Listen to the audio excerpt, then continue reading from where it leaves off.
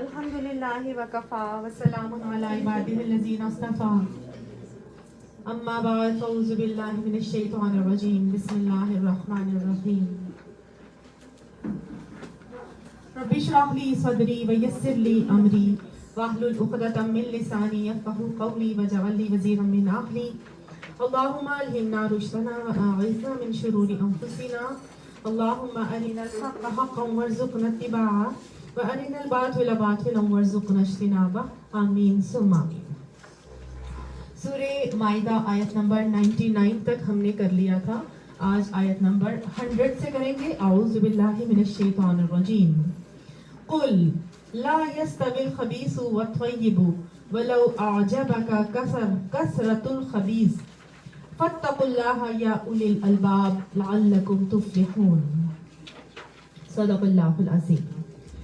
ए पैगंबर सल्लल्लाहु अलैहि वसल्लम, आप उनसे कह दीजिए कि पाक और तैयब बहरहाल यकसा नहीं है, और नापाक की बहुतात तुम्हें कितनी ही फरीफ्ता करने वाली ही क्यों ना हो।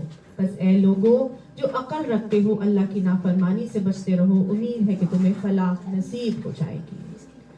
अल्लाहुम्मा जअलना मिनहुम, कि हमको फलाह नसीब हो जाए।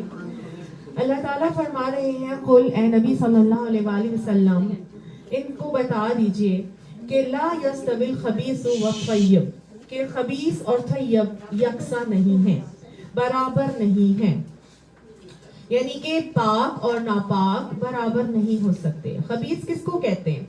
खबीस कहते हैं हर वो चीज़ जो नापाक है, घटिया है, जिसमें ज़ाहिरी तौर पर नापाकी हो या हिस्सी तौर पर हो या बातनी तौर पर नापाकी हो, यानी ऐसी चीज़ जिसके अंदर हमें नुकसान ही नुकसान हो। ठीक है, नापाक क्या चीज़ है, खबीस क्या है, जिसमें नुकसान ही नुकसान हो। ठीक है ना। खा वो माल हो, खा वो खाना हो, ताम हो, खा वो कलाम हो, खा वो अकीदा हो, खा वो अफ़ाल हो, कुछ भी हो, अगर वो नापाक है या ऐसे हैं कि जिसमें हमें नुकसान हो रहा हो, वो क्या है? खबीस। ठीक हो गया। मिसाल के तौर पर आप ये देखें कि अगर माल है, माल के अंदर खबीस माल क्या है? वो जो हराम है, जिसके अंदर झूठी कसम खाकर ऐबदार माल बेचा जा रहा हो, जिसमें अंदर सूद की मिलावट हो, जिसके अंदर हराम की आमेजिश हो, किसी भी तरीके से हराम माल है, हराम कारोबार से मिल रहा हो। ठीक हो गया। वो सब क्या है? हमारे लिए हराम हो गया, वो सब खबीस हो गया माल। अकीदे में अगर खबासत आ जाएगी तो वो क्या है? जिसमें कुफर हो, जिसमें शिर्क हो, जिसमें बिदअत हो, वो तमाम अकायद क्या हो जाएंगे? खबीस अकायद हो जाएंगे। इसी तरह से खाना है, ताम है, ताम में क्या होगी? खबीस ताम कौन सा होगा? हराम की मिलावट हो, जिसके अंदर वो माल या वो खाना जिसके अंदर जो खाना हमारे लिए जायज नहीं है, जैसे कि मिसाल के तौर पर सुअर, मिसाल के तौर पर खून, मिसाल के तौर पर गैर अल्लाह के नाम पर दिया गया खाना, मिसाल के तौर पर हराम खाना, शराब वगैरह, समझ आ गई? सूद खाना, ये सब क्या है? हराम। इसी तरह कलाम भी खबीस होता है, कलाम भी खबीस होता है। कौन से कलाम खबीस कलाम होंगे? जिसमें नुकसान हो रहा हो किसी का, हम किसी को नुकसान पहुंचा रहे हो, झूठ से, गीबत से, चुगली से, बहतान लगाने से, वो कलाम क्या हो गए? खबीस कलाम हो गए। तो अल्लाह, और उसके ऑन द अदर हैंड तय्यब क्या है? तय्यब वो है जो पाक है, जो फजीलत से मुज़य्यन है, जिसमें फजीलत ही फजीलत है, जिसमें किसी का कोई नुकसान नहीं है। तय्यब क्या है? जो पाक है, जिसमें कोई नुकसान नहीं है, बल्कि जिसमें फजीलत ही फजीलत है। तय्यब का मतलब अव्वल नहीं, अच्छा। अच्छा, तय्यब का मतलब होता है अच्छा, पाक, साफ सुथरा। अव्वल नहीं, तय्यब नहीं, वो कलमा ही तय्यब नहीं। पाक बात, उसका मतलब है पाक बात, पाक कलाम। بھی صحیح ہے نا؟ پہلا کلمہ طیب طیب میرے پاک. جی یہ اس سے ریلیٹ نہیں کرتا. تو اب قرآن میں اگر ہم دیکھیں نا تو خبیث اور طیب جہاں جہاں بھی آئے ہیں نا وہ اکٹھے وہ اس طرح سے آئے ہیں. ایک تو مال اور کھانے کے حوالے سے آئے ہیں کہ وَلَا تَتَبَدَّلُوا الْخَبِيثَ بِالطَّيِّبِ کہ خبیث کو طیب کے ساتھ مت بدلو, یعنی خراب مال کو اچھے مال سے مت بدلو, خراب کھانے کو اچھے کھانے سے مت بدلو, خراب چیز کو اچھے چیز سے مت بدلو. ٹھیک ہے, تو اس میں مال کام سب چیزیں. اسی طرح اعمال کے حوالے سے آیا ہے کہ حتی یمیز الخبیث من الطیب, سورہ آل عمران میں آتا ہے جب تک کہ اللہ سبحانہ تعالیٰ چھانٹ نہ دے طیب اور خبیث کو, یعنی مومن اور کافر کو اللہ تعالیٰ جب تک ممیز نہ کر دے, چھانٹ نہ دے. تو گویا اعمال کے حوالے سے ایک خبیث ہوگا اور ایک طیب ہوگا. تو مومن اور کافر کا فرق کے حوالے سے یہاں پر آیا. تیسرا آتا ہے کلام کے حوالے سے, جو بھی آپ لوگ بات کر رہے تھے سورہ ابراہیم میں کلمہ طیبہ اور کلمہ خبیثہ کے مثال اللہ سبحانہ تعالیٰ نے دی ہے. ٹھیک ہو گیا. تو اسی طرح سے اللہ تعالیٰ جو فرما رہے ہیں کہ خبیث اور طیب برابر نہیں ہو سکتے, تو پھر خوش قسمت یا نیک بخت اور بدبخت بھی برابر نہیں ہو سکتے. ٹھیک ہو گیا نا. جو طیب ہوگا, خوش نصیب ہوگا, وہ کیا ہوگا؟ پاک ہوگا, وہ پاکیزہ ہوگا, اس کا کھانا بھی پاکیزہ ہوگا, اس کے اعمال بھی پاکیزہ ہوں گے, اس کے ساتھی بھی پاکیزہ ہوں گے, اس کا کلام بھی پاکیزہ ہوگا. تو گویا اس سے ہر ایسوسیٹڈ ہر چیز کیا ہوگی؟ پاکیزہ ہوگی, طیب ہوگی. ٹھیک ہے, اور وہ خوش بخت ہوگا. لیکن جو دوسرا ہوگا, جو بدبخت ہوگا, وہ کیسا ہوگا؟ اس کو کھانا بھی حرام ہوگا, ناپاک ہوگا, اس کا کلام بھی ایسا ہی ہوگا کہ وہ دوسرے لوگوں کو ظلم, زیادتی, بہتان, چغلی, غیبت, جھوٹ, ان چیزوں سے وہ کرتا ہوگا. اعمال بھی اس سے ایسے ہی ہو رہے ہوں گے, کمپنی بھی اس کی اسی طرح سے ہوتی ہے, اور وہی بدبخت ہوتا ہے اور ایسے ہی لوگوں کے ساتھ وہ گھل مل کر بھی رہتا ہے. منہ کھولتا ہے تو تکلیف دیتا ہے. تو اسی لیے اللہ تعالیٰ فرماتے ہیں افمن کانا مومنا کمن کانا فاسقا لا یستوون, کیا جو مومن ہے وہ فاسق کی طرح ہو سکتا ہے؟ یہ دونوں تو برابر نہیں ہیں.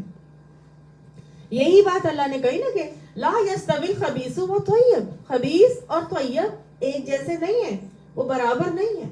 تو اللہ تعالیٰ ان بدبخت اور نیک بختوں کو بھی اسی حوالے سے فرماتے کہ افنجعل المسلمین کالمجرمین, کیا ہم فرما برداروں کو اور مجرموں کو ایک جیسا کرتے؟ ما لکم کیف تحکمون, تمہیں کیا ہو گیا ہے, کس طرح کے فیصلے کر رہے ہو, کس طرح کی باتیں کرتے ہو؟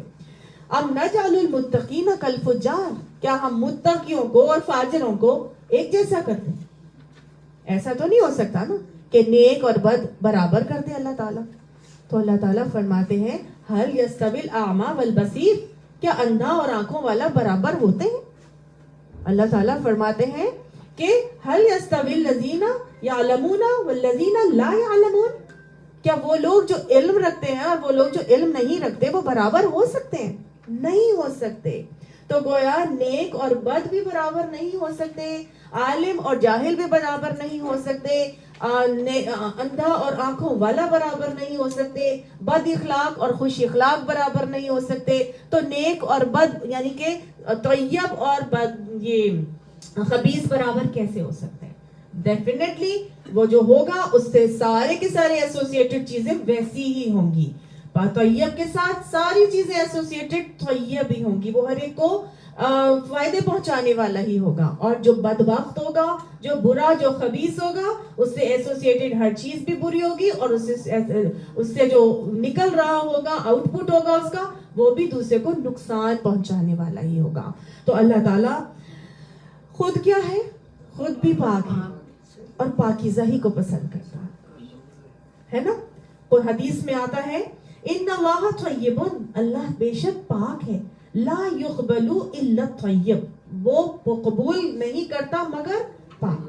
یعنی اللہ خود بھی پاک ہے اور پاک ہی چیز کو قبول کرتا ہے. حرام مال سے دیا ہوا پھر صدقہ بھی اللہ قبول نہیں کرتا. اور ایک اور بات یہ بھی آتی ہے کہ جب تم میں سے کوئی اپنے دائیں ہاتھ سے صدقہ کرتا ہے حلال مال سے صدقہ کرتا ہے، جب تم میں سے کوئی اپنے حلال مال سے صدقہ کرتا ہے، پاک مال سے صدقہ کرتا ہے، تو اللہ سبحانہ تعالیٰ اس کو اپنے دائیں ہاتھ سے لیتا ہے اور اس کو اس طرح پالتا ہے اور اس طرح بڑھاتا ہے جس طرح تم میں سے کوئی اپنے بچھیرے کو پالتا ہے، حتیٰ کہ بڑھا کر اسے اللہ تعالیٰ احد پہاڑ کے برابر کر دیتا ہے۔ تو دیکھیں، اگر دنیا میں کوئی ہمیں بدنیتی سے کچھ دیتا ہے یا کرتا ہے تو کیسے ہمیں فوراً پتہ چلتا ہے؟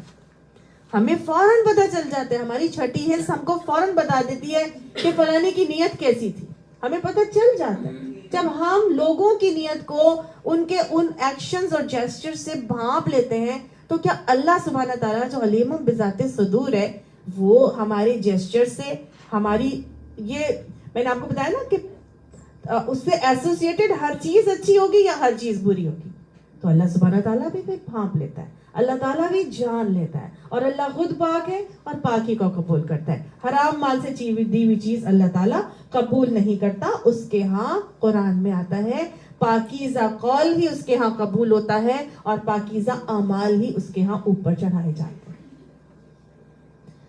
تو جتنی بھی محنت کر لیں گے، اگر ہماری نیت پاک نہیں ہے، ہمارے معاملات صحیح نہیں ہیں، تو وہ قبولیت کے درجے پر نہیں پہنچیں گے۔ تو لہٰذا نیتوں کی اصلاح کرنا کتنا ضروری ہے کہ ہماری نیت اچھی ہو۔ وہ کیسے ہوگی؟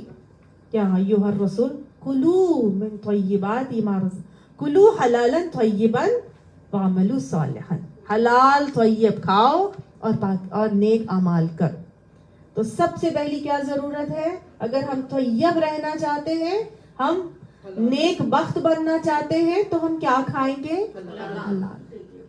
ہم حلال طیب کھائیں گے تو نیک اعمال خود بخود ہوں گے، اور حلال طیب کمائی کے لیے طیب لوگوں کا ساتھ بھی بہت ضروری ہے، حلال طیب اعمال کے لیے طیب لوگوں کی کمپنی بھی بہت ضروری ہے۔ آپ جس طرح کا بننا چاہتے ہیں، آپ ان لوگوں کی کمپنی میں بیٹھنا اٹھنا شروع کر دیں۔ آپ بہت بڑے بزنس مین بننا چاہتے ہیں، تو اگر آپ نیچے والے لوگوں کے ساتھ جو بالکل جاب کلاس ہوتی ہے ان کے ساتھ رہیں گے تو آپ کبھی بھی اونچے بزنس مین، بڑے بزنس مین نہیں بن سکیں گے۔ سمجھ آئی؟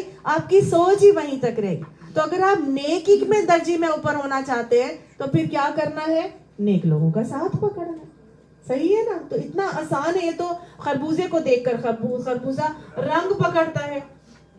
اللہ تعالیٰ فرماتے ہیں وَمَثَلُ كَلِمَةٍ خَبِيثَةٍ، کہ کلمہ خبیثہ یعنی ناپاک کلمے کی یا ناپاک بات کی مثال کیسی ہے؟ کَشَجَرَةٍ خَبِیثَہ، ایک ناپاک درخت کی مثال کسی ہے کہ نہ اس کی جڑ مستحکم ہے، نہ شاخیں مستحکم ہے، نہ ہی وہ بلندی پہ پہنچتا ہے۔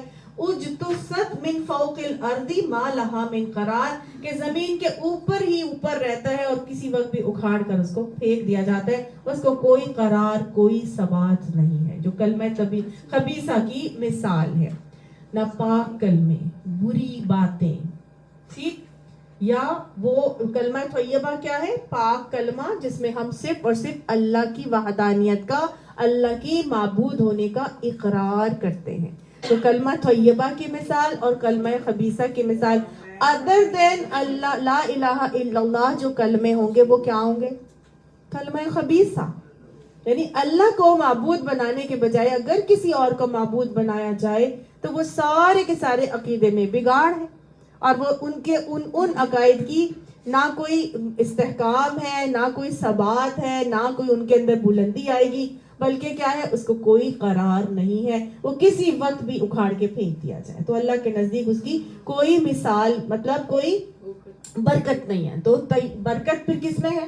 طیب چیز، طیب میں ہی ہمیں برکت ملتی ہے، اور جنت بھی اللہ تعالیٰ نے طیب لوگوں کے لیے ہی بنائی ہے، پاکیزہ لوگوں کے لیے ہے، کہ جس نے دنیا میں طہارت اختیار کر لی اس کے لیے اللہ تعالیٰ جنت کا راستہ آسان کریں گے، اور جو دنیا میں خبیثوں کے ساتھ رہا، خبیث بن کے رہا، ناپاکی کی زندگی گزاری، یا عقائد میں ہوئے، مال میں ہوئے، اعمال میں ہوئے، یا آپ کہہ لیجئے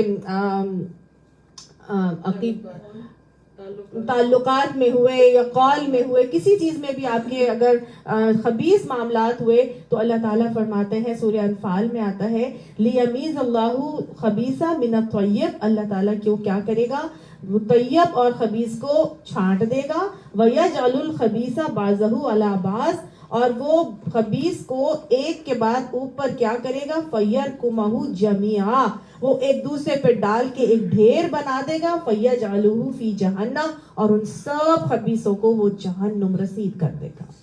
اولئک هم الخاسرون، یہ وہ لوگ ہیں جو خسارہ پانے والے ہیں۔ تو خبیث کو خسارہ سے دوچار کیا جائے گا، اور وہ خسارہ کیا ہے کہ ان کو فی ناری جہنم، ان کو ڈال دیا جائے گا۔ اللہم لا تجعلنا منہم۔ تو گویا خباثت کا صرف اور صرف نقصان ہی ہے۔ ایک تو یہ کہ اعمال سارے ضائع ہو جائیں گے، اللہ کے ہاں کوئی قبولیت نہیں ہوگی، اور دوسرا یہ کہ ان پر اللہ کا غضب ہوگا اور وہ سب کے سب جہنم رسید کر دیے جائیں گے۔ اللہ تعالیٰ فرماتے ہیں کہ لا یستوی الخبیث والطیب، کہ خبیث اور طیب تو برابر نہیں ہے، ٹھیک ہے۔ وَلَوْ أَعْجَبَكَ کثرۃ الخبیث، چاہے تمہیں خبیث کی کثرت ہی کتنی ہی اچھی کیوں نہ لگ رہی ہو، اس کا مطلب یہ ہے کہ خبیث کی کثرت ہوگی۔ صحیح، اللہ نے شروع سے ہی وارن کر دیا، خبیث خبیث ہے، طیب طیب ہے۔ خبیث کی چاہے جتنی مرضی کثرت ہو اور وہ تمہیں اچھی بھی لگ رہی ہو، پھر بھی وہ برابر نہیں ہو سکتے۔ گندے پانی کا ایک پورا کا پورا جوہر موجود ہے، کیا ایک گھونٹ پاک پانی اس پر حاوی نہیں ہوگا؟ ہونا چاہیے نا۔ گندے پانی کا جوہر موجود ہے، اتنا زیادہ ہے، اس کی کمپیریٹیولی اگر آپ دوسری ہینڈ پر آپ کے پاس صرف ایک گھونٹ پاک پانی کا پڑا ہوا ہے تو کیا آپ گندے جوہر سے پیٹ بھر کے پیئیں گے؟ آپ کہیں گے صاف پانی، پاک پانی ایک گھونٹ بھی ہے تو وہ دے دو۔ ایسا ہی ہے نا۔ تو گویا باطل کی کثرت حق کو، مطلب باطل کو حق نہیں بنا دیتی، باطل باطل ہی رہتا ہے۔ لیکن اللہ کی نظر میں اللہ نے جو یہ بتا دیا کہ وَلَوْ أَعْجَبَكَ کثرۃ الخبیث، چاہے تمہیں خبیث کی کثرت جتنی مرضی اچھی لگ رہی ہو۔ عمومی طور پر ہم نے دیکھا ہے کہ دنیا میں بہت زیادہ غلط کام ہوتے ہیں اور برائی کی طرف اٹریکشن بھی ہوتی ہے، اور زیادہ تر لوگ جو ہے نا وہ غلط کام کو کر بھی رہے ہیں اور اس کو اپریشیٹ بھی کیا جا رہا ہے۔ صحیح کام کو اپریشیٹ نہیں کیا جاتا۔ چھوٹی سی مثال دیتی ہوں آپ کو، آپ فیس بک وغیرہ اٹھاتے ہیں، جو آپ کی ریلز چل رہی ہوتی ہیں یا جو ویڈیوز آ رہی ہوتی ہیں، بے انتہا فضول جو کنٹینٹ ہوتا ہے نا اس کو سب دیکھ رہے ہوتے ہیں، اور کوئی اچھی بات کوئی آگے سے بول دے تو اس کو کوئی نہیں سن رہا ہوتا، نہ دیکھ رہا ہوتا ہے نا۔ سب کے سب کیا چیز دیکھ رہے ہوتے ہیں؟ فضول سے فضول، واہیات سے واہیات، فحش سے فحش چیز بھی سب دیکھتے ہیں۔ باطل کی کثرت ہے نا، سب لوگ اس کو اٹریکٹ بھی ہوتے ہیں، اس کے فین فالوئنگ بھی بہت زیادہ ہو جاتی ہے، جبکہ جو اچھی چیز ہوتی ہے، اس اچھے کنٹینٹ ہوتے ہیں، اس کو کوئی دیکھتا ہی نہیں ہے۔ تو اس کا کیا مطلب ہے کہ اچھے کنٹینٹ کیا ان کو اگر ان کی فین فالوئنگ نہیں ہے تو وہ کیا غلط ہے؟ اور جن کی فین فالوئنگ بہت زیادہ ہے کیا وہ صحیح ہے؟ نہیں۔ فین فالوئنگ سے کوئی فرق نہیں پڑتا اللہ کی نظر میں۔ اللہ کی نظر میں دونوں برابر نہیں ہے، غلط غلط ہے، صحیح صحیح ہے، خبیث خبیث ہے، طیب طیب ہے، چاہے خبیث جتنا مرضی زیادہ ہو۔ ہم کہتے ہیں میجورٹی از اتھارٹی، زبان خلق کو نکار خدا سمجھو۔ بھئی سب وہ دیکھ رہے ہیں، سب وہ کر رہے ہیں تو وہی ٹھیک ہوگا؟ نہیں، اللہ نے کہا کہ نہیں، یہ برابر نہیں ہو سکتا۔ صحیح صحیح ہے، غلط غلط ہے، حلال حلال ہے، حرام حرام ہے، نیکی نیکی ہے، گناہ گناہ ہے۔ چاہے گناہ کی جتنی مرضی کثرت ہو جائے، گناہ کبھی بھی کثرت کی وجہ سے نیکی نہیں بن سکتا۔ مومن کے لیے اللہ کی نظر میں پیمانہ اور معیار صحیح اور غلط ہی ہے، حق اور باطل ہی ہے، خبیث اور طیب ہی ہے۔ میجورٹی میں ہونا، زیادہ لوگوں کا اس کام کو اپریشیٹ کرنا یا کر لینا اور یہ کہنا کہ میجورٹی یہ کر رہی ہے تبھی تو اپروو ہوا ہے، یہ معیار اور پیمانہ نہیں ہے۔ آپ صلی اللہ علیہ وآلہ وسلم فرماتے ہیں، آپ صلی اللہ علیہ وآلہ وسلم نے فرمایا کہ تم لوگوں کو ایسے 100 اونٹوں کے مثل پاؤ گے، یعنی کہ تم لوگوں کو ایسے 100 اونٹوں کے برابر پاؤ گے، انہی کی طرح کا پاؤ گے کہ ان میں سے ایک بھی سواری کے لائق نہیں ہوگا، یعنی کہ لوگ ایسے ہوں گے 100 اونٹوں کی مانند کہ ایک اونٹ بھی اس میں سے سواری کے لائق نہیں ہوتا، کسی پر بھی تم سواری نہیں کر سکو گے۔ تو ایسا دور آ جائے گا کہ اتنا کچرا ہو جائے گا کہ ہر کوئی غلط کر رہا ہوگا۔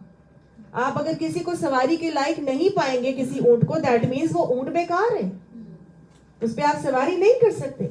تو لوگ کیسے ہو جائیں گے؟ بیکار، کچرے کی مانند ہو جائیں گے۔ اللہم لا تجعلنا منہم، اللہ ہمیں ان کچرے والے ہونے سے بچا کے رکھے اور اللہ ہمیں ہمیشہ فائدہ مند بنا کر رکھے۔ سب سے بڑی بات یہ ہے کہ ہم کسی کوئی مشورہ نہیں کر سکتے، اگر آپ کو سرٹیفکیشن نہیں ہوتی کہ ہاں یہ صحیح کون کہہ رہا ہے غلط کون کہہ رہا ہے۔ اگر آپ کسی چیز کی اپنے آپ نہ سمجھو، دوسرا چاہو اس سے غلط کرنا چاہو تو آپ 10 لوگوں سے پوچھو تو آپ کسی نتیجے میں نہیں پہنچیں۔ کس چیز کی سرٹیفکیشن کی ضرورت ہے ہم کو؟ آپ کو اچھی طرح مجھے سمجھ میں نہیں آ رہی ہے، مثال دیتا ہوں 10 لوگ میرے پاس بیٹھے ہیں، میں ان سے 10 لوگوں سے پوچھوں گی، ان میں سے کوئی ایک بھی بندہ ایسا نہیں ہوگا جو مجھے مطمئن کر سکے کہ یہ صحیح ہے یا یہ غلط ہے۔ اچھے برے کی تمیز ختم ہو گئی۔ نہیں، دیکھیے بات یہ کہ اچھے برے کی تمیز کہاں سے آتی ہے؟ لوگوں کو دیکھ کے آتی ہے۔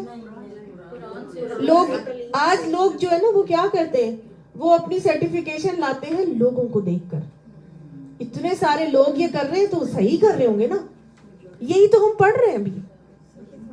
ہمارے لیے پیمانہ اور معیار لوگ نہیں ہیں، فین فالوئنگ نہیں ہے، لوگوں کی اپریسیشن نہیں ہے۔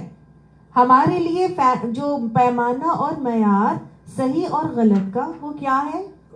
قرآن اور حدیث ہے، جو ہمیں اللہ اور اس کے رسول سے پتہ چلتا ہے۔ آگی بات سمجھ، یہی ہم یہاں پر پڑھ رہے ہیں کہ حق باطل کا زیادہ ہو جانا یا غلط کام کو زیادہ لوگوں کا کر لینا اس غلط کام کو جسٹیفائی نہیں کرتا۔ آج ہمارا عمومی طور پر عمل یہ ہے کہ سب لوگ کر رہے، چلو تم ادھر کو ہوا ہو جدھر کی، سب ان روم ڈو ایز رومنز ڈو، بس سب جو کر رہے ہیں بس اسی طرح کرتے چلے جاؤ اور اسی وہی ہم بھی کریں گے جیسے سب لوگ کر رہے ہیں۔ ظاہر وہ ٹھیک ہی کر رہے ہوں گے نا، اگر وہ غلط ہوتے تو اللہ ان کو عذاب نہ دیتا، اگر وہ غلط ہوتے تو ان کے ساتھ کوئی برا نہ ہو جاتا، دیٹ مینز وہ صحیح کر۔ تو ہمارے لیے پیمانہ میجورٹی نہیں ہے۔ اللہ نے فرمایا قلیل من عبادی الشکور، کم ہی ہے میرے وہ جو بندے جو شکر گزار ہیں۔ تو قرآن کی روح سے ہمیشہ اقلیت میں ہوں گے جو صحیح ہوں گے، جو صحیح ہوں گے وہ ہمیشہ کم ہی ہوں گے۔ لوگوں کو دیکھ کے معاملات نہیں کرنے۔ ہمارے لیے جسٹیفیکیشن، پیمانہ اور معیار کسی بھی عمل کو کرنے کے لیے قرآن اور حدیث ہے۔ آپ صلی اللہ علیہ وآلہ وسلم فرماتے ہیں، دیکھیں تھوڑا مال ہو وہ اس سے بہتر ہے جو زیادہ ہونے کی بنا پر انسان کو ہلاک کر دے۔ تو نبی صلی اللہ علیہ وسلم فرماتے ہیں کہ جب بھی سورج طلوع ہوتا ہے تو اس کے دونوں جانب 2 فرشتے بھیجے جاتے ہیں۔ جب بھی سورج طلوع ہوتا ہے یعنی ڈیلی، اس کے دونوں جانب اللہ تعالیٰ 2 فرشتوں کو بھیجتا ہے جو آواز لگاتے، اور وہ آواز جن اور انسانوں کے علاوہ ساری مخلوق سنتی ہے۔ وہ کیا کہتے ہیں کہ اے لوگوں اپنے رب کی طرف آؤ، کیونکہ تھوڑا اس کافی سے بہتر ہے جو غفلت میں ڈال دے، تھوڑا اس کافی سے بہتر ہے جو غفلت میں ڈال دے۔ الہاکم التکاثر حتی زرتم المقابر، کثرت ایسی جو تمہیں ہلاکت میں ڈال دے اور قبروں تک تو پہنچ جاؤ، اس سے کیا بہتر ہے کہ تمہیں تھوڑا ملے لیکن تم اللہ سے جڑے رہو۔ تو اللہ ہمیں تھوڑوں میں رکھے، تھوڑے پر ہی قناعت عطا فرمائے، لیکن اللہ اپنے سے جوڑے رکھے اور اپنا شکر گزار بندے میں ہمیں شامل فرمائے۔ صحیح، تو یہاں پر ہم بیسیکلی یہی چیز پڑھ رہے ہیں کہ طیب طیب ہے اور اسی میں برکت ہوتی ہے، چاہے وہ تھوڑی ہی کیوں نہ ہو۔ ناپاک خبیث بہرحال ناپاک ہوگا اور اس میں کوئی برکت نہیں ہوگی، چاہے خبیث کی کثرت جتنی ہی زیادہ ہو۔ فاتقوا اللہ، پس تم اللہ سے ڈرو، یا اولی الالباب، اے عقل والو، لعلکم تفلحون، تاکہ تم فلاح پا جاؤ۔ تو گویا فلاح پانے کے لیے اللہ کا تقوی ہونا بہت ضروری ہے، اور یہ فلاح اور اللہ کے تقوی والے وہ لوگ ہوتے ہیں جو واقعی اولو الالباب ہوتے ہیں، جن کے پاس عقل ہوتی ہے، جو اپنی عقل استعمال کرتے ہیں، اور عقل استعمال کر کے لوگوں کو دیکھ کے بھیڑ چال کا شکار ہوئے بغیر وہ کیا کرتے ہیں؟ اللہ کا تقوی رکھ کے اپنے سارے معاملات اللہ کی خشیت کے ساتھ گزارتے ہیں اور پھر فلاح کے حقدار بنتے ہیں۔ اللہ ہمیں ان لوگوں میں شامل فرمائے۔ یا ایھا الذین آمنو، اے لوگوں جو ایمان لائے ہو۔ پہلے بھی بار بار پڑھا کہ جب بھی آمنو سے مخاطب کر کے اللہ سبحانہ تعالیٰ کسی آیت کو شروع کرتے ہیں تو بہت اہم جو ہے وہ حکم آ رہا ہوتا ہے۔ کیا حکم دیا جا رہا ہے ایمان لانے والوں کو؟ لا تسألوا عن اشیاء ان تبد لکم تسؤکم وَإِن تَسْأَلُوا عَنْهَا حِينَ يُنَزَّلُ الْقُرْآنُ تُبْدَ لَكُمْ عَفَا اللَّهُ عَنْهَا وَاللَّهُ غَفُورٌ حَلِيمٌ۔ اے لوگوں جو ایمان لائے ہو، ایسی باتیں نہ پوچھا کرو جو تم پر ظاہر کر دی جائیں تو تمہیں ناگوار ہو جائیں، لیکن اگر تم انہیں ایسے وقت پوچھو گے جبکہ قرآن نازل ہو رہا ہو تو وہ تم پر کھول دی جائیں گی۔ اب تک جو کچھ تم نے کیا اسے اللہ نے معاف کر دیا، وہ درگزر کرنے والا اور بردبار ہے۔ کیا کہہ رہے ہیں اللہ سبحانہ تعالیٰ کہ اے لوگوں جو ایمان لائے ہو، لا تسألوا عن اشیاء ان تبد لکم تسؤکم، کہ نہ تم سوال کرو ان چیزوں کے بارے میں کہ ان تبد لکم، اگر ظاہر کر دیے جائیں وہ واسطے تمہارے، تسؤکم تو وہ تمہیں بری لگے۔ پہلی بات تو یہ کہ سوال نہ کرنے کا کہا جا رہا ہے۔ ہمیں تو پتا ہے، حدیث میں آتا ہے السوال نصف العلم، سوال تو آدھا علم ہے۔ اللہ تعالیٰ فرماتے ہیں فَاسْأَلُوا أَهْلَ الذِّكْرِ إِن كُنتُمْ لَا تَعْلَمُونَ، کہ تم پوچھ لو اہل ذکر سے، ان سے پوچھو جن کے پاس یہ علم اللہ نے عطا فرمایا ہے، ان سے پوچھو اگر تمہیں کسی چیز کا علم نہیں ہے۔ تو گویا علم تو ہمارے سوال کرنا تو ہمارے علم میں اضافے کا باعث ہے۔ اللہ کا حکم ہے کہ خود پوچھا کرو ان لوگوں سے جس کے پاس علم ہے، اگر تمہارے پاس علم نہیں ہے تو ان سے پوچھو جن کے پاس علم ہے۔ تو پھر اللہ تعالیٰ کیوں کہہ رہے ہیں لا تسألوا عن اشیاء، لا تم پوچھا کرو ان چیزوں کے بارے میں۔ تو گویا یہاں پر سوال کی لیمیٹیشن لگائی جا رہی ہے اور ہمیں بتایا جا رہا ہے کہ ہم ان چیزوں کے بارے میں نہ پوچھا کریں ان تبد لکم تسؤکم، کہ اگر وہ تمہارے سامنے ظاہر کر دی جائیں تو تمہیں وہ بری لگے۔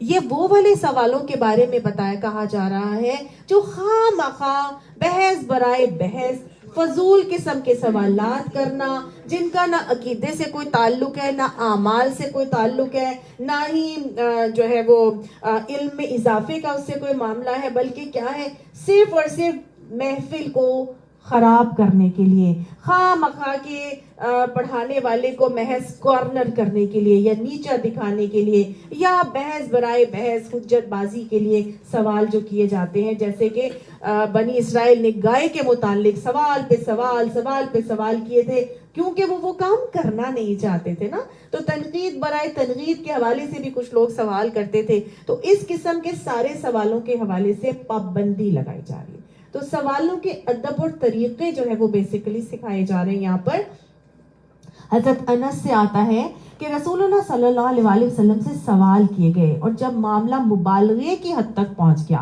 یعنی ٹو مچ کوسچننگ ہونا شروع ہو گئی، تو آپ صلی اللہ علیہ وسلم ممبر پر تشریف لائے اور فرمایا کہ آج تم مجھ سے جو بات بھی پوچھو گے میں بیان کر دوں گا۔ اس وقت میں نے دائیں بائیں دیکھا تو تمام صحابہ اپنے سر اپنے کپڑوں میں لپیٹے ہوئے رو رہے تھے۔ یعنی صحابہ کرام کو پتہ چل گیا کہ نبی صلی اللہ علیہ وسلم اس قسم کے فضول سوالوں سے پریشان ہو رہے ہیں اور آپ کو پسند نہیں آ رہا۔ صحابہ کرام نے سوال پوچھنے چھوڑ ہی دیے تھے، وہ پوچھتے ہی نہیں تھے اور وہ اپنے منہ لپٹے ہوئے رو رہے تھے۔ تو اس وقت ایک آدمی کھڑا ہوا جس کا اگر کسی سے جھگڑا ہوتا تو وہ اسے غیر باپ کی طرف منسوب کر دیتا, یعنی کہ وہ ایسا شخص تھا کہ اگر وہ کسی سے جھگڑتا نا تو اس کو حرامی کی اولاد کہہ دیتا یا حرامی کہہ دیتا, یعنی اس طرح کا انسان تھا وہ. سوچ لیجئے کہ اس کا مینٹل لیول کیسا تھا. ایک طرف صحابہ کا رویہ یہ ہے کہ نبی صلی اللہ علیہ وسلم کو غصے میں دیکھنے پر رونا شروع ہو گیا اپنے چہرے چھپا کے, اور دوسری طرف آن دا ادر ہینڈ دوسرا شخص کیسا تھا جو وہ کھڑا ہو کے نبی صلی اللہ علیہ وسلم سے کہتا ہے یا رسول اللہ میرا باپ کون ہے؟ آپ نے فرمایا تیرا باپ حذیفہ ہے. تو اس کو دیکھ کر حضرت عمر اٹھے اور کہنے لگے کہ رضیت باللہ ربا وبالاسلام دینا وبمحمد رسول النبی, کہ ہم اس بات پر راضی ہیں کہ اسلام ہمارا دین ہے اور ہم اللہ ہمارا رب ہے, اور ہم خوش ہیں کہ محمد رسول اللہ صلی اللہ علیہ وسلم ہمارے نبی ہیں, اور اس فتنوں سے اللہ کی پناہ مانگتے ہیں. یعنی انہوں نے توبہ کی کہ ہم جو یہ اس قسم کی باتیں ہو رہی ہیں ہم اس پہ توبہ کرتے ہیں. تو آپ نے فرمایا کہ جس میں نے خیر اور شر کے معاملے میں آج کے دن کی طرح کبھی کوئی دن نہیں دیکھا. میرے سامنے جنت اور دوزخ کی تصویر لائی گئی, یہاں تک کہ میں نے ان دونوں کو اس دیوار کے پیچھے دیکھا. یعنی یہ تمہارے فضول قسم کے سوالات میں مجھے کیا نظر آ رہا تھا؟ خیر اور شر, اور اس میں نے دیکھ لیا اپنے بالکل سامنے جنت بھی اور جہنم بھی, اس قدر قریب مجھے دکھائی گئی. یعنی نبی صلی اللہ علیہ وسلم نے بالکل اس چیز کو پسند نہیں کیا. آپ صلی اللہ علیہ وسلم فرماتے ہیں پچھلی امتیں کثرت سوال ہی کی بنا پر ہلاک ہوئی تھی. پچھلی امتیں کس بنا پر ہلاک ہوئی؟ کثرت سوال کی. اور آپ اس امت نے کتنے سوال کیے؟ ٹوٹل 11 سوال کیے. امت محمدی نے کتنے سوال کیے؟ ٹوٹل 11 سوال. بس صحابہ نے اس کے علاوہ کوئی سوال نہیں کیا. صحابہ خود سوال نہیں کرتے تھے, لوگ آتے تھے اور آ کے اس قسم کے فضول قسم یا جو بھی سوال جو ہے وہ کرتے تھے. تو اب کیا ہوا, ایک اور شخص کھڑا ہوا اور اس نے آگے سے کہا میرا باپ کدھر ہے یا رسول اللہ؟ آپ نے فرمایا دوزخ میں. تو وہی بات بتائی جا رہی ہے, ایسی چیزوں کے بارے میں مت پوچھا کرو کہ اگر تمہارے اوپر کھول دی جائے تو تمہیں بری لگے. کیا تمہیں یہ پسند ہوگا کہ تمہارا باپ میں بتا رہا ہوں دوزخ میں, اور تم اپنے آپ کو جس کا بیٹا سمجھ رہے تھے, اگر میں تمہیں بتا دوں اور تمہارے سامنے ظاہر کر دوں حقیقت کہ تم تو اس کے بیٹے ہی نہیں ہو, تمہارا باپ تو اصل میں کوئی اور ہے, تو تمہیں کیسا لگے گا؟ سمجھ آئی نا؟ تو یہاں پر گویا یہ چیز بھی بتائی جا رہی ہے. اسی طرح ایک اور شخص تھا, حضور صلی اللہ علیہ وسلم حج کے بارے میں بتا رہے تھے, تو ایک شخص اٹھا اور اس نے کہا یا رسول اللہ صلی اللہ علیہ وسلم کیا حج ہر سال فرض ہے؟ پھر آپ خاموش رہے. پھر پوچھا کیا ہر سال فرض ہے؟ آپ صلی اللہ علیہ وسلم خاموش رہے. پھر پوچھا اس نے یا رسول اللہ کیا حج ہر سال فرض ہے؟ تو آپ صلی اللہ علیہ وسلم پھر خاموش رہے. پھر آپ نے فرمایا کہ اگر میں کہہ دیتا کہ ہاں تو تمہیں مصیبت پڑ جاتی, تم لوگ مشکل میں پڑ جاتے. ہوتا کہ نہیں ہوتا؟ وہ آتے نا قرآن میں کہ کتب علیکم القتال وہو کرہ لکم, تمہارے اوپر قتال فرض کر دیا گیا اور اب تمہیں برا لگ رہا ہے. ادھر تم قتال کی رٹ لگائے رکھے تھے کہ ہم پہ فرض کریں, لازم کریں, ہم لڑیں گے ان کے ساتھ, ان کے اگینسٹ جا کر. اب اللہ نے وہ فرض کر دیا کہ جاؤ اب جا کے مشرکین سے لڑو. فرض کر دیا کہ اب قتال لازم ہے تمہارے پر, وہ کرہ لکم, اور تمہیں برا لگ رہا ہے. سمجھ آ گئی نا؟ تو یہاں اللہ سبحانہ تعالیٰ کو یہی بات بتا رہے ہیں کہ ایسی چیزوں کے بارے میں نہیں پوچھا کرو کہ اگر تمہارے لیے وہ کھول دی جائیں تو وہ تمہیں بری لگے. اسی طرح سے کہ کسی ایک شخص نے پوچھا کہ حضرت موسیٰ علیہ السلام کی والدہ کا نام کیا تھا, نوح علیہ السلام کی بیوی کا نام کیا تھا, یا اس وقت ان کی عمر کیا تھی, ان کی بیوی کی کیا عمر تھی, یا کون. اس قسم کی باتوں سے کیا سیکھ رہے ہیں؟ کوئی سنت سیکھ رہے ہیں, کوئی اچھی نیکی کا عمل سیکھ رہے ہیں, کیا سیکھ رہے ہیں؟ کچھ بھی نہیں سیکھ رہے نا. تو ایسی باتوں کو خواہ مخواہ میں سوالات کر کے اپنے آپ کو مصیبت میں نہیں ڈالنا چاہیے کہ فضول میں آپ کسی مصیبت میں پڑ جائیں. حدیث میں آتا ہے کہ اللہ سبحانہ تعالیٰ نے تم پر کچھ فرائض عائد کیے ہیں, کچھ فرائض عائد کیے ہیں, انہیں ضائع نہ کرو. یعنی جتنے فرائض ہیں انہیں ضائع نہ کرو, ان کو پورا کرو. اور کچھ چیزیں اللہ نے حرام کی ہیں, ان کے پاس بھی نہ پھٹکو. سمجھ آ گئی؟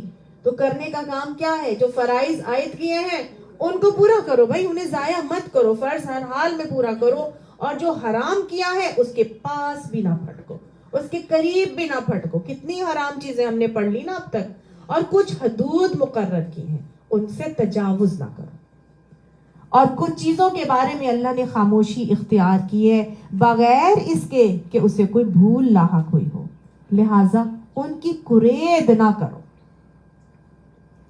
جو مشتبہ سے بچ گیا اس نے اپنا دین بچا لیا۔ یہ ہے ہمارے کرنے کا کام، سمجھ آئی؟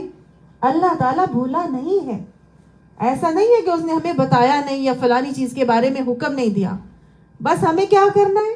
فرائض کو پکڑ لینا ہے، حدود کے قریب بھی نہیں پھٹکنا، اور جو حرام ہے اس کے قریب بھی نہیں جانا، حدود سے تجاوز نہیں کرنا، اور جہاں خاموشی ہے وہاں جو دل کرتا ہے وہاں پہ کر لی جائے، کیونکہ آپ صلی اللہ علیہ وآلہ وسلم نے فرمایا جس کام سے میں تمہیں منع کروں اس سے باز رہو، اور جس کا میں حکم دوں اسے جہاں تک ہو سکے حکم بجا لاؤ۔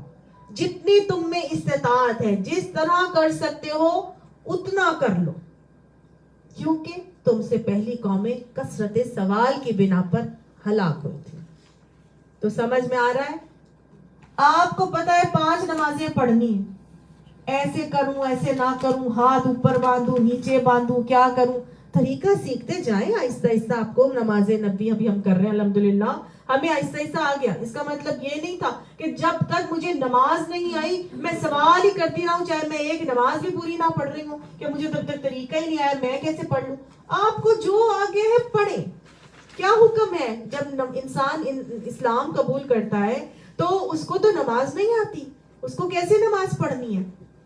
امام کے پیچھے کھڑے ہو کر نماز پڑھ لیں، اس کی نماز ہو جائے گی۔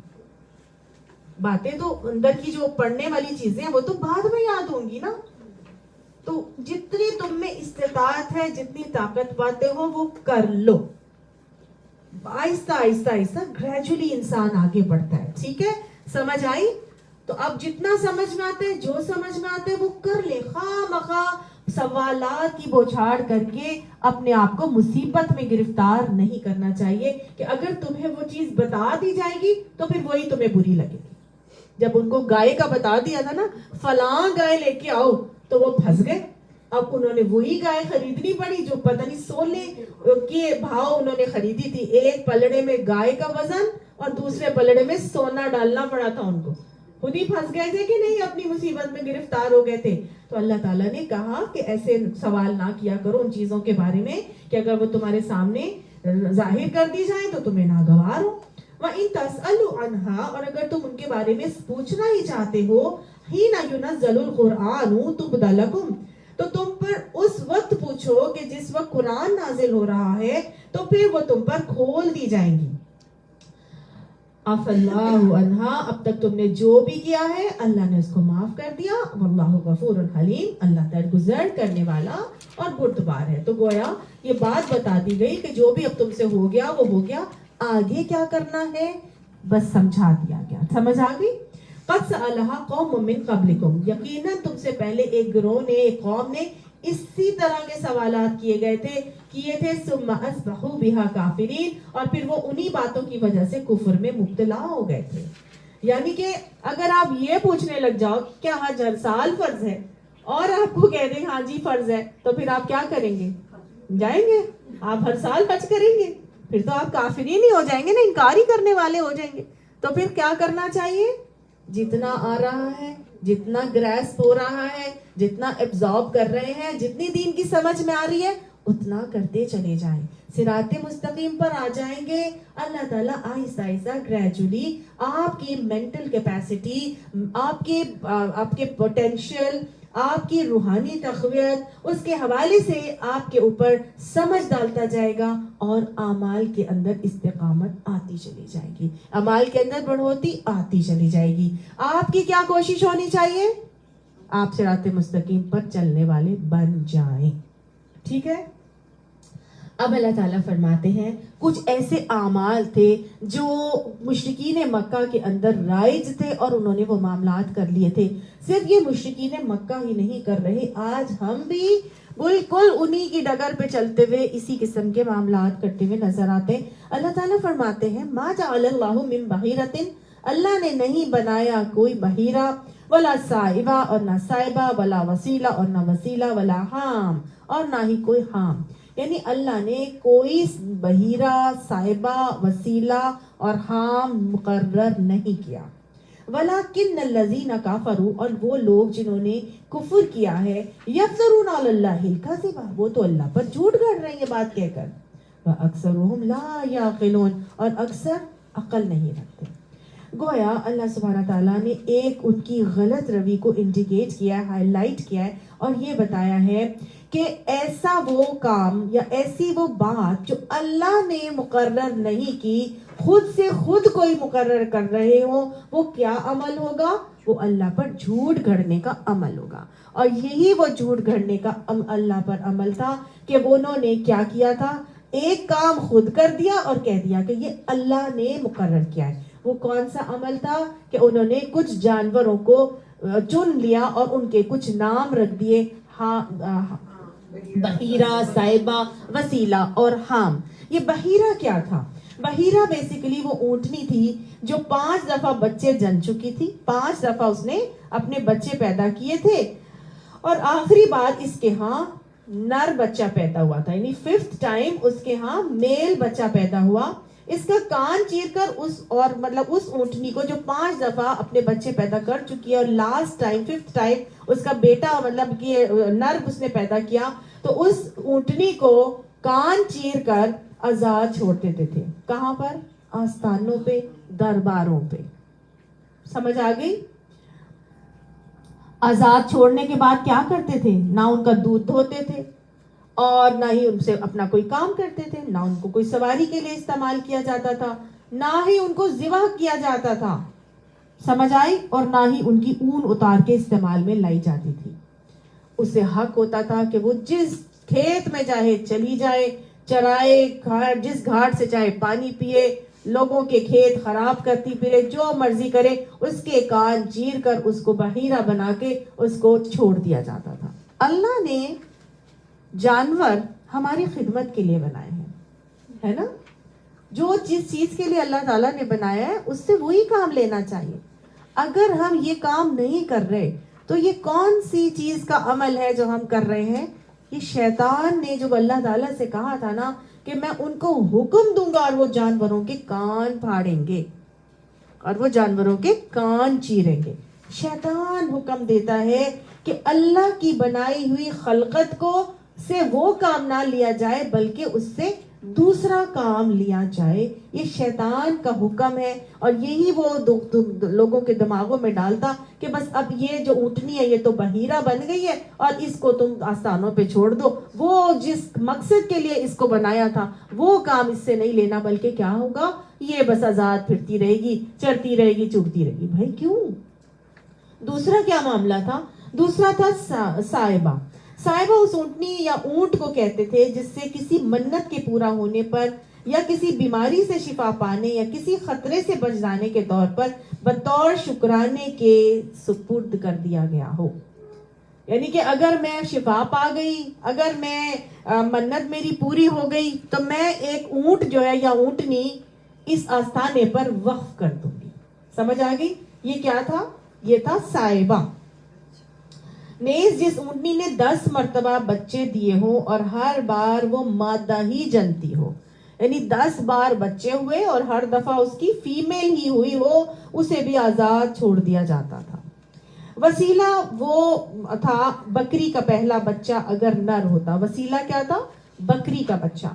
اگر پہلا بچہ نر ہوتا تھا تو وہ خداؤں کے نام پر ذبح کر دیا جاتا تھا، یہ وسیلہ تھا. اور اگر وہ پہلی بار مادہ جنتی تو اسے اپنے لیے رکھ لیا جاتا. لیکن اگر نر اور مادہ ایک ساتھ پیدا ہوتے تو نر کو ذبح کرنے کے بجائے یوں ہی خدا کے ناموں پر چھوڑ دیا جاتا تھا، اور اس کا نام وسیلہ تھا. آگی بات سمجھ؟ یعنی اگر ٹوئنز پیدا ہوئے، بکری کے 2 بچے ہوئے، ایک میل اور ایک فیمیل، تو کیا کرتے تھے؟ جو نر ہوتا تھا اس کو وہاں پر آستانوں پر چھوڑ دیا جاتا تھا، اور اس کو کہتے تھے وہ لوگ وسیلہ.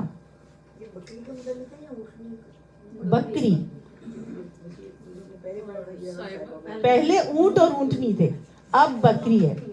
ہم اگر کسی اونٹ کا پوتا سواری دینے کے قابل ہو جاتا، یعنی اونٹ ہے، اس کا ایک بچہ ہوا، اس کا مزید بچہ ہوا، تو اونٹ کا پوتا اگر اتنا بڑا ہو جاتا کہ سواری دینے کے قابل ہو جاتا تو اس بوڑھے اونٹ کو یعنی دادا اونٹ کو کیا کیا جاتا تھا؟ آزاد چھوڑ دیا جاتا کہ بس اس سے اب ہم کوئی کام نہیں لیں گے. وہ تھا حام. سمجھ آ گئی؟ دادا اونٹ. اس کے علاوہ اگر کسی اونٹ کے نطفے سے 10 بچے پیدا ہو جاتے تھے تو اسے بھی آزادی مل جاتی. اس کو وہ کیا کہتے تھے؟ یہ حام ہے, اس کے 10 بچے اس نے پیدا کر چکا ہے تو اب اس سے کوئی کام نہیں لیا جائے گا. کیا فضول قسم کی باتیں تھی. اور یہ کہتے تھے کہ یہ اللہ نے مقرر کیا. بچہ تو اونٹنی ہوتا ہے وہ. آج اونٹ کے نطفے سے ہوتے تھے نا, اس کو بھی حام ہی کہتے تھے. اس کو ہی تو جو ہاں جی, اگر بوڑھے اونٹ کو آزاد چھوڑتے تھے, اگر کسی اونٹ کے نطفے سے 10 بچے پیدا ہوتے تھے تو اس اونٹ کو بھی جو ہے نا وہ آزادی دے دی جاتی تھی. یعنی کہ باپ اونٹ اگر اس کے نطفے سے 10 بچے پیدا ہو گئے ہیں تو وہ بھی آزاد چھوڑ دیا جاتا تھا اس اونٹ کو, باپ اونٹ کو, اور وہ حام تھا. ٹھیک ہو گیا. تو یہ بیسیکلی کیا ہے؟ یہ ایک مائنڈ سیٹ ہے. یہ ایک مائنڈ سیٹ ہے. خواہ مخواہ میں اپنی طرف سے احکامات بنا لینا اور خواہ مخواہ میں ان کو اللہ کی طرف منسوب کر لینا. آج ہمارے ملک میں یا ہماری امت کے اندر, ہمارے اس دنیا میں بھی اسی طرح کے معاملات ہوتے ہوئے ہمیں نظر آتے. آپ کو اس میں محرم الحرام میں وہ جو ذوالجناح کا گھوڑا نظر آتا ہے, وہ کیا ہے؟ کیا وہ اللہ کی طرف سے مقرر کردہ ہے؟ وہ ایک شبیہ بنائی ہے انہوں نے, جو بھی کیا ہے, لیکن اس سے وہ کوئی کام نہیں لیتے. اسے کیا کرتے ہیں؟ اپنے پالتے ہیں, کھلاتے ہیں, پلاتے ہیں, بس اس کو بس کھلا کے موٹا کرتے ہیں. وہ چند دنوں میں اس کو نکالتے ہیں اور وہ ان کے گھر میں کھڑا ہوتا ہے. ہماری امی کے گھر کے پاس میں ایک گھر تھا, انہوں نے باقاعدہ بیسمنٹ بنائی ہوئی تھی اور وہاں پہ وہ گھوڑے کو پالا کرتے تھے. اور جب محرم کا ٹائم آتا تھا تو اس گھوڑے کو اس سے پہلے تھوڑا بہت چلا پھرا کے لا کے ادھر ہی بانٹ دیتے تھے اور محرم کے دنوں میں اس کو ذوالجناح بنا کے نکالا جاتا تھا. کیا یہ اللہ کا حکم ہے؟ یہ شیطان کا وسوسہ ہے جو اس نے بیچ میں ڈالا, اور وہ کیا کان ہی چیر دیے نا, کسی کے نام پہ وقف ہی کر دیا نا. آج کیا ہوتا ہے؟ آج شیطان ہمارے دماغوں میں ڈالتا ہے اور ہم اپنے بچے جا کے درباروں پہ وقف کر کے آ جاتے ہیں. وہ جو شدولے شاہ کے چوہے ہیں وہ وہاں جا کے وقف کر کے آتے ہیں لوگ, کے نہیں آتے, اور کہا جاتا ہے یہ ان کی کرامت ہے, اور وہاں پر جو ہے یہ پلوٹھی کا بچہ ہے, اگر وہ ہمیں مل جائے گا تو ہم وہاں پہ جا کے ان کو دربار پہ دے آئیں گے. کرتے ہیں لوگ, کرتے ہیں. اور کیا یہ خواہ مخواہ میں اپنے عقائد اور عقیدے بنا لینا اور کہنا کہ یہ جی اس کا ثواب ہے یا اس کا گناہ ہے. تو یہ سب کیا ہے؟ یہ اللہ پر افطرا باندھنا, اللہ پر جھوٹ گڑنے کے معاملات ہیں. اللہ تعالیٰ فرماتے ہیں اکثرهم لا یعقلون, اکثر کو عقل ہی نہیں ہے. عقل کرو بھائی, اولو الالباب بنو. اللہ نے تمہیں عقل دی ہے, اس کو استعمال کرو. یہ جو جانور اللہ نے تمہارے لیے بنائے, تمہاری خدمت کے لیے بنائے. اگر تم ان سے خدمت نہیں لوگے اور ان کو خواہ مخواہ میں دندناتے ہوئے دندنانے کے لیے چھوڑ دو گے, یا خواہ مخواہ میں تم ان کی کان چیر کر کسی بھی آستانے پر چھوڑ دو گے, تو یہ عقل مندی نہیں ہے. عقل مندی یہ ہے کہ جس مخلوق کو جس پرپس کے لیے پیدا کیا ہے اس کا پرپس سے اس کا استعمال کیا جائے, اس سے وہ کام لیا جائے. یہی چیز اگر ہم دیکھتے ہیں تو آج گھر میں بیٹھ کے مرد کام کر رہے ہیں, عورتیں باہر جا کے کام کر رہی ہیں. اللہ نے عورت کو گھر میں بیٹھنے کے لیے بنایا تھا اور مرد کو باہر کے کاموں کی ذمہ داری دی تھی. رولز الٹ ہو گئے کہ نہیں ہو گئے؟ یہ سب اللہ کی تخلیق میں رد و بدل کے طریقے اور انداز ہیں. ہاں, یہ کہنا کہ جی ورک فرام ہوم بھی آج بہت ہو رہا ہے اور کیا جا رہا ہے, لیکن یہ کہہ دینا کہ جی میں اب گھر میں بیٹھوں گا اور میں نے کچھ نہیں کرنا اور بس جاؤ تم ہی جا کے کما کے لاؤ, یہ میں بات کر رہی ہوں. سمجھ آئی ہے نا؟ ورک فرام ہوم بھی ہو رہا ہے, بڑا کووڈ کے بعد سے بہت زیادہ دنیا کے اندر چینجز آئی ہیں. اگر ورک فرام ہوم پاسبل ہے تو ضرور کریں, لیکن یہ کہہ دینا کہ بس اب میں گھر میں بیٹھ کے بچے دیکھوں گا اور بیوی جائے اور وہی کمائے اور وہی کھائے, تو یہ رول ریورس کر دینے والا معاملہ ہے. تو یہ بھی شیطان کا ایک معاملہ ہے. اللہ تعالیٰ فرماتے ہیں اکثر ان میں سے عقل ہی نہیں رکھتے. وَإِذَا قِيلَ لَهُمْ اور جب ان سے کہا جاتا ہے تَعَالَوْا آؤ إِلَى مَا أَنزَلَ اللَّهُ وَإِلَى الرَّسُولِ کہ آؤ اس قانون کی طرف جو اللہ نے نازل کیا ہے اور آؤ اس پیغمبر کی طرف. تو قالوا وہ کہتے ہیں حسبنا بات کافی ہے ہمارے لیے ما وجدنا علیہ آباءنا ہمارے لیے کافی ہے جس پر ہم نے اپنے باپ دادا کو پایا. بھائی ہم تو وہی کریں گے جیسے ہماری نانی کرتی تھی, دادی کرتی تھی, ہمارے آباء و اجداد کرتے تھے. آج کل بھی یہی ہوتا ہے. ان کو کہتے ہیں آؤ اور اس قانون کی طرف آؤ جو اللہ نے نازل کیا, جو پیغمبر نے نازل کیا ہے اس کی طرف آؤ. تو وہ کیا جواب دیتے ہیں ہمارے لیے وہی طریقہ کافی ہے جس پر ہم نے اپنے آباء و اجداد کو پایا. باپ دادا جو ہمارے کرتے تھے ہم تو وہی کریں گے. میری ساس تو ہمیشہ یہی کرتی, میری دادی تو یہی کرتی تھی, میری نانی تو, ہمارے تو خاندان میں ایسا ہی ہوتا ہے نا, کہتے ہیں نا, بڑے فخر سے کہتے ہیں. اس میں کامن چیز جو ہے نا وہ قرآن خانی ہے. اس میں کامن چیز جو ہے وہ قرآن خوانی ہے. اور بالکل وہ چند لوگوں کو بٹھا کے یا سلاموں کو ختم کرا لیا, سورہ یاسین کو پڑھا. ہماری تو باپ نانی دادی ایسے ہی کرتی تھی, ہم بھی وہی کریں گے. وہ نظر نیاز بانٹتے تھے, ہمارے تو ہمیشہ سے یہی ہوتا ہے, ہم بھی یہی کریں گے, ہے نا. تو اللہ نے تو ایسا کوئی حکم نہیں دیا تھا. وہ کرو جو تم نے رسول اللہ نے نازل کیا, وہ کرو جو رسول نے بتایا, وہ کرو. تو آگے سے کیا جواب ملتا ہے ان کا, ہم تو وہی کریں گے جس پہ ہم نے اپنے باپ دادا کو پایا ہے.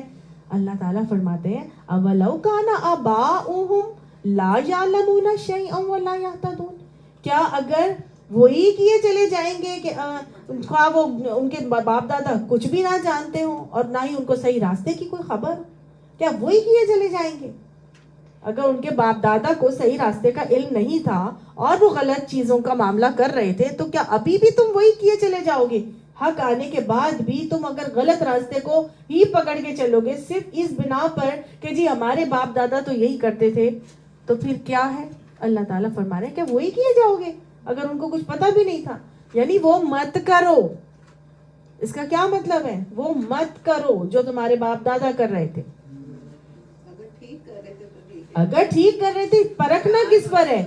وہی آیات کی شروعات آج ہم نے کیسے کی ہے کہ وَلَا يَسْتَوِي الْخَبِيثُ وَالطَّيِّبُ خبیث اور طیب برابر نہیں ہے.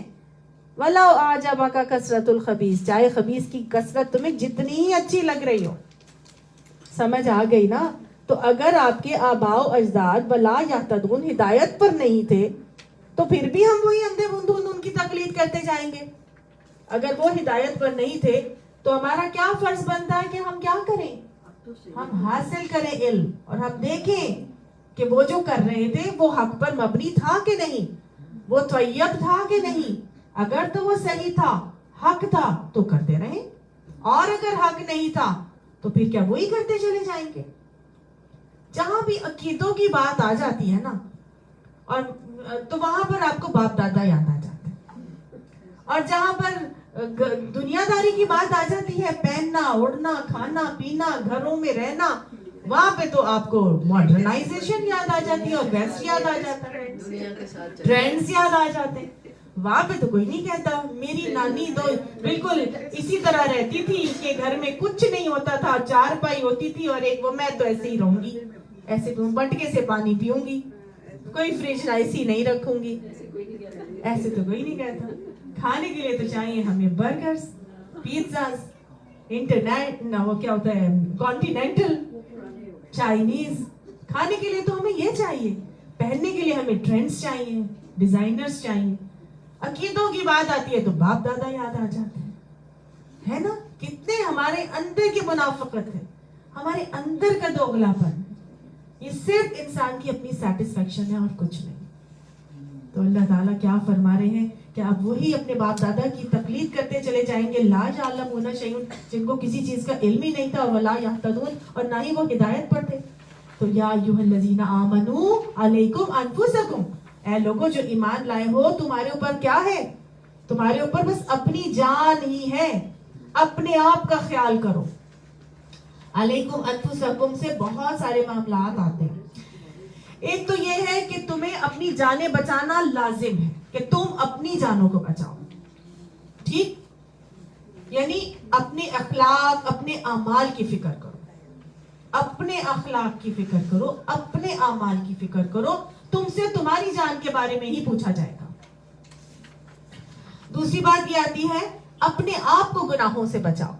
और तीसरी बात ये आती है कि दूसरे कुछ भी करें उन्होंने अपने किए का खुद जवाब देना है, तुम्हें अपने मामलात का खुद जवाब देना होगा, तुम्हारे अमाल का मवाक़सा तुम्ही से किया जाएगा। ठीक है ना?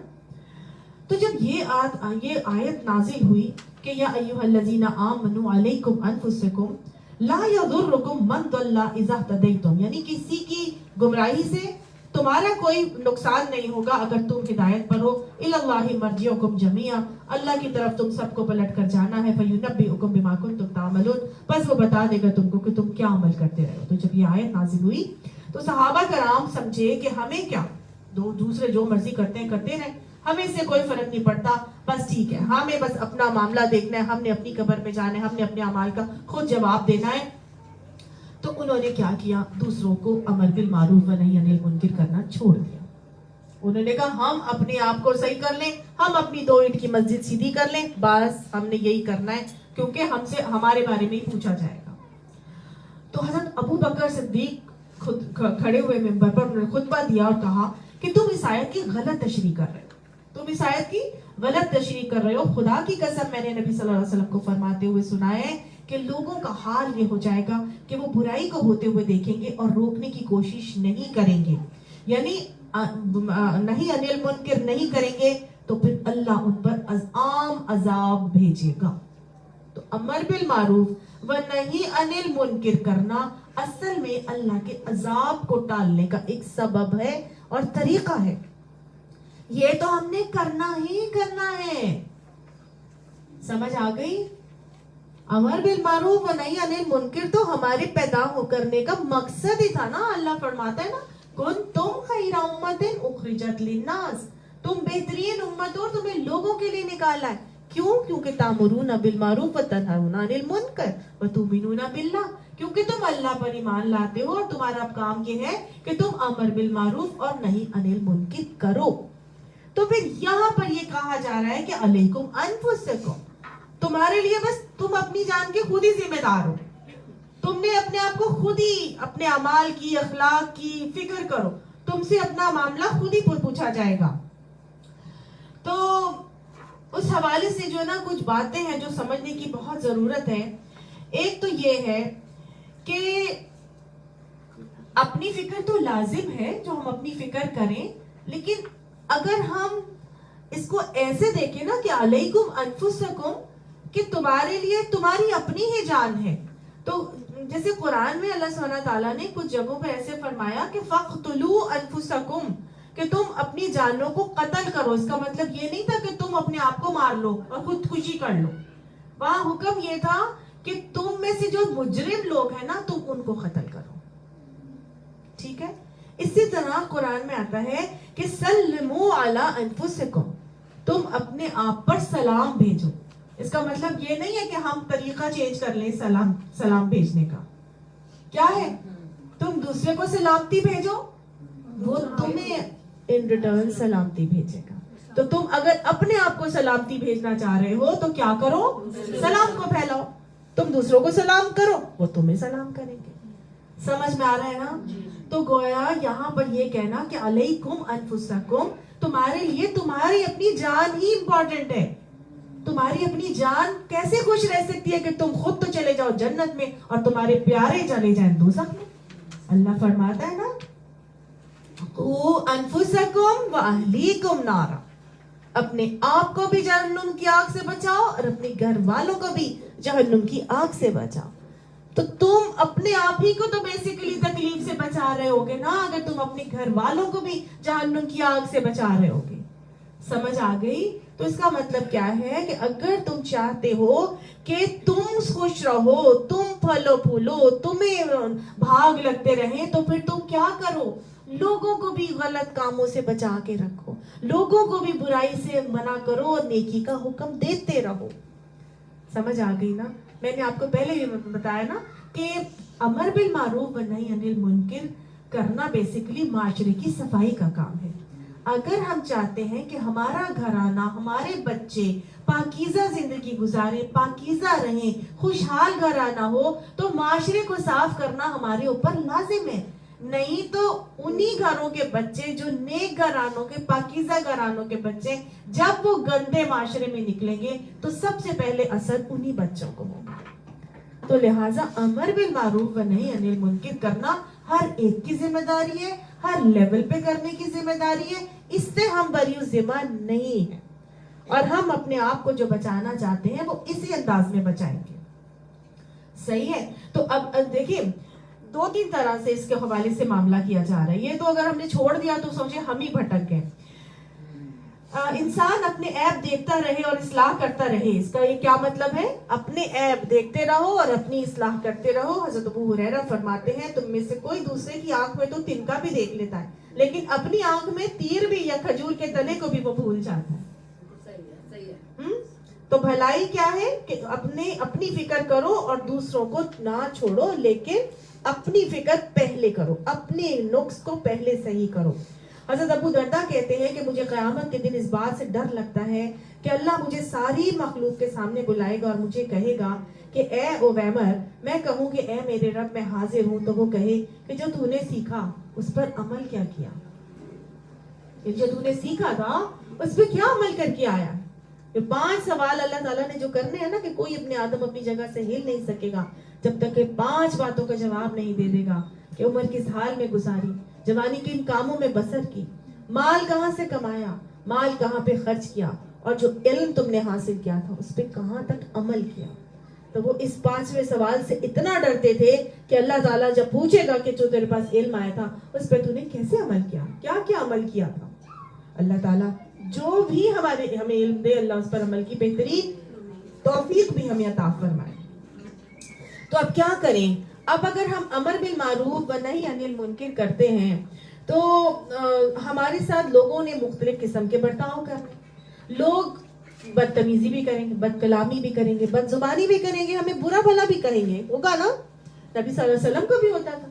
تو اگر کوئی ہم سے بدتمیزی، بد اخلاقی پر آ جائے گا تو کیا ہم بھی بد اخلاقی کر لیں گے؟ نبی صلی اللہ علیہ وسلم کے ساتھ ہوا نا، ایک دفعہ لوگ آئے، انہوں نے کہا حضور صلی اللہ علیہ وسلم کو السلام علیکم. السلام علیکم کا کیا مطلب ہے؟ تمہیں موت آیا، نعوذ باللہ. تو حضرت عائشہ کو بہت برا لگا. حضرت عائشہ نے آل فال ان کو کہا تو آپ صلی اللہ علیہ وسلم نے ان کو ٹوکا، آپ صلی اللہ علیہ وسلم نے ان کو روکا. یعنی کوئی اگر بدتمیزی پہ اتر آئے تو آپ نے اپنے اخلاق کے دائرے کو نہیں چھوڑنا. سمجھ آ گئی؟ علیکم انفسکم، تمہارے اوپر تمہارا عمل ہے. کوئی اگر بد اخلاقی پر آ جائے گا تو تم بد اخلاقی پر نہیں آؤ گے. سمجھ آئی؟ اللہ تعالیٰ اتنی توفیق عطا فرمائے کہ ہم اپنے حواسوں کو قابو میں رکھنے والے بنے کہ جب کوئی ہم سے بدتمیزی کر رہا ہو تو ہم اپنے پورے کنٹرول میں رہنے والے بن جائیں. اب فتنوں کا دور ہے، دوسرے سنتے ہی نہیں، کیا کریں؟ کئی لوگ بولتے ہیں، ہم بولتے ہیں، بتاتے ہیں، لیکن اگلا سنتا ہی نہیں ہے، تو پھر کیا کریں؟ ہے نا؟ آج کا دور میں نفس نفسی ہر کسی کو اپنی پڑی ہے. ہر کوئی کہتا ہے بس میں کر رہا ہوں، جو بھی کر رہا ہوں ٹھیک کر رہا ہوں. تم بڑی اپنے آپ کو سمجھتی ہو، آگے مجھے بتانے کے لیے 900 چوہے کھا کے بلی حج کو چلی، اپنی ساری زندگی تو ایسے گزار لی، آج ہمیں آ کے بتانے آ گئی ہو. بڑے فتنے آج کل، بہت کچھ ہے، لوگ سننا ہی نہیں چاہتے. تو کیا کریں؟ کیا پھر نہی عن المنکر، امر بالمعروف چھوڑ دیں؟ ہمارا کام تو پہنچانا ہے. یس. اگر فتنوں کے دور میں لوگ نہیں سنتے تو اپنی فکر ضرور کریں. صحیح، اپنی فکر کرنا شروع ہو جائے کہ میری اصلاح ہو جائے، میں غلط نہ کروں. بتائیں ضرور، لیکن لست علیہم بمسیطر، آپ دوسرے پر داروغہ بنا کر نہیں بھیجے گئے. آپ اپنی اصلاح کر کے چلتے رہیں. اگر آپ اپنی اصلاح کرتے رہیں گے تو بہرحال ہر کسی کو اپنے عمل کا خود جواب دینا ہے. لا تزر وازرۃ وزر اخری، کوئی بوجھ اٹھانے والا کسی دوسرے کا بوجھ نہیں اٹھائے گا. وَأَن لَيْسَ لِلْإِنسَانِ إِلَّا مَا سَعَىٰ، انسان کے لیے کیا ہے؟ وہی جس کی اس نے کوشش کی ہے. ٹھیک ہے نا؟ ہر بندے نے اپنی کوشش کے مطابق اجر پانا ہے. جو بھی وہ معاملہ کرے گا اس کو اسی طرح سے اللہ سبحانہ تعالیٰ اس کے ساتھ معاملہ کرے گا. تو اگر بس نہیں چل رہا تو کیا کرنا ہے؟ اپنا تزکیہ کرتے رہنا ہے، اپنا محاسبہ جاری رکھنا ہے، دوسروں کی نصیحت کا عمل جاری رکھنا ہے، کر لے تو ثم الحمدللہ، نہ کرے تو پھر بھی کیا ہے؟ برا نہیں بنانا، ان کی بد اخلاقی پہ خود کا رویہ خراب نہیں کرنا۔ آپ صلی اللہ علیہ وسلم فرماتے ہیں کہ اس کی مثال جو لوگوں کو بھلائی سکھاتا ہے لیکن اپنے آپ کو بھول جاتا ہے، یعنی کہ لوگوں کو بتائے جا رہے ہیں لیکن خود ہی صحیح نہیں کر رہے، ایسے لوگوں کے لیے آپ صلی اللہ علیہ وسلم فرماتے ہیں کہ اپنے آپ کو بھول جاتا ہے کہ لما تقولون ما لا تفعلون، تم وہ کام کیوں کرتے ہو، یہ بات کیوں کہتے ہو جو خود کرتے نہیں ہو۔ تو اپنے آپ کو بھول جاتا ہے، وہ ایک چراغ کی طرح ہے جو روشنی تو دیتا ہے مگر خود کو جلا دیتا ہے۔ اللہم لا تجعلنا منہم، خود کو جلا دیتا ہے، دوسرے کو پھیلا رہا ہے، بتا رہا ہے، روشنی دے رہا ہے، لیکن کیا ہے؟ خود اس پر عمل نہیں کر رہا، تو اپنے آپ کو وہ گویا جلا رہا ہے۔ یاد رکھیے گا، اگر ہم چاہتے ہیں کہ ہماری قوم کی اصلاح ہو جائے، اگر ہم چاہتے ہیں کہ ہمارے گھرانے کی اصلاح ہو جائے، تو پہلی اصلاح ہمیں اپنی خود کرنی ہے۔ سمجھ آئی؟ جب فرد کی اصلاح ہوگی تو گھرانے کی اصلاح ہوگی، گھرانے کی اصلاح ہوگی تو معاشرے کی اصلاح ہوگی، معاشرے کی اصلاح ہوگی تو قوم کی اصلاح ہوگی۔ لیکن پہلی اصلاح کس کی ضروری ہے؟ میری اپنی، مجھے اپنے آپ کو صحیح کرنا ہے۔ سمجھ آئی؟ لا یضرکم من ضل، نہیں نظر دے گا تم کو جو گمراہ ہے، اذا اہتدیتم، جبکہ تم ہدایت پر ہو۔ اگر تم ہدایت پر ہو تو کسی کی گمراہی سے تمہیں کوئی نقصان نہیں پہنچے گا۔ ایک مرتبہ ایک بستی والوں نے عہد کیا کہ ہم سگریٹ نہیں بیچیں گے، عہد کر لیا۔ اس بستی میں کسی قسم کی سگریٹ، کوئی نشہ، کچھ بھی نہیں تھا، ہر طرف سکون ہی سکون، امن امان۔ پتا کیا گیا کہ بھئی ایسا کیسے ہے؟ تو انہوں نے جو وہاں کی جو بزنس کمیونٹی تھی، انہوں نے کہا کہ ہم نے عہد کر لیا، تہیہ کر لیا، جتنے مرضی ہمیں سگریٹ میں پروفٹ ہوتا ہے، ہم نے یہ پروفٹ نہیں لینا، ہم نے سگریٹ کا کام کرنا ہی نہیں، ہم نے لے کر ہی نہیں آنا۔ تو جب ہم سگریٹ لائیں گے ہی نہیں، اویلیبل ہی نہیں ہوگی، تو obviously لوگ خریدیں گے ہی نہیں، اور جب خریدنا مشکل ہو جائے گا تو آہستہ آہستہ لوگ کی عادت خود ہی ختم ہو جائے گی۔ تو پہلا کیا ہے؟ عمل انسان نے خود، یہ سچی بات ہے، تو پہلا عمل انسان نے خود کرنا ہے، خود ایڈمنٹ ہو جائے، خود صحیح ہو جائے۔ جب خود صحیح ہوں گے، اور کام یہ مشکل کام ہوتا ہے، آسان نہیں ہوتا، مشکل کام ہوتا ہے، آسان نہیں ہوتا۔ ہم چاہتے ہیں ہمارا گھر ٹھیک ہو جائے تو پہلے صحیح مجھے خود ہونا ہے۔ کوئی غلط کر رہا ہے اور وہ ہدایت پر نہیں ہے، آپ ہدایت پر ہیں، تو اس کا گمراہی سے آپ کو کوئی فرق نہیں پڑے گا۔ اس نے عمل کا خود اپنے حساب دینا ہے، آپ نے اپنے عمل کا خود حساب دینا ہے۔ اس کے غلط عمل سے آپ کو کوئی نقصان نہیں ہوئے گا انشاءاللہ۔ الی اللہ مرجعکم جمیعا، اللہ ہی طرف تم سب کو پلٹ کر جانا ہے۔ فینبئکم بما کنتم تعملون، پھر وہ تمہیں بتا دے گا جو عمل تم کر کے آئے ہو۔ کیوں؟ کیونکہ وہ ہر عمل سے واقف ہے۔ وَمَن يَعْمَلْ مِثْقَالَ ذَرَّةٍ خَيْرًا يَرَهُ وَمَن يَعْمَلْ مِثْقَالَ ذَرَّةٍ شَرًّا يَرَهُ، جو چھوٹا سے چھوٹا ذرے کے دانے کے برابر بھی اگر کوئی نیک عمل ہوگا، اللہ اس کو بھی دیکھ لے گا، برا عمل ہوگا، اللہ اس کو بھی دیکھ لے گا۔ صحیح؟ اللہ کی نظر سے ہر چیز آیا ہے اور کوئی چیز چھپی ہوئی نہیں ہے۔ اللہ نے ہر چیز کے بارے میں ہمیں قیامت میں بتا دینا ہے۔ اللہ اس دن ہمارا خاتمہ بالایمان بھی کرنا اور ہمارا معاملہ جو ہے وہ سرخرو لوگوں میں شامل فرمانا۔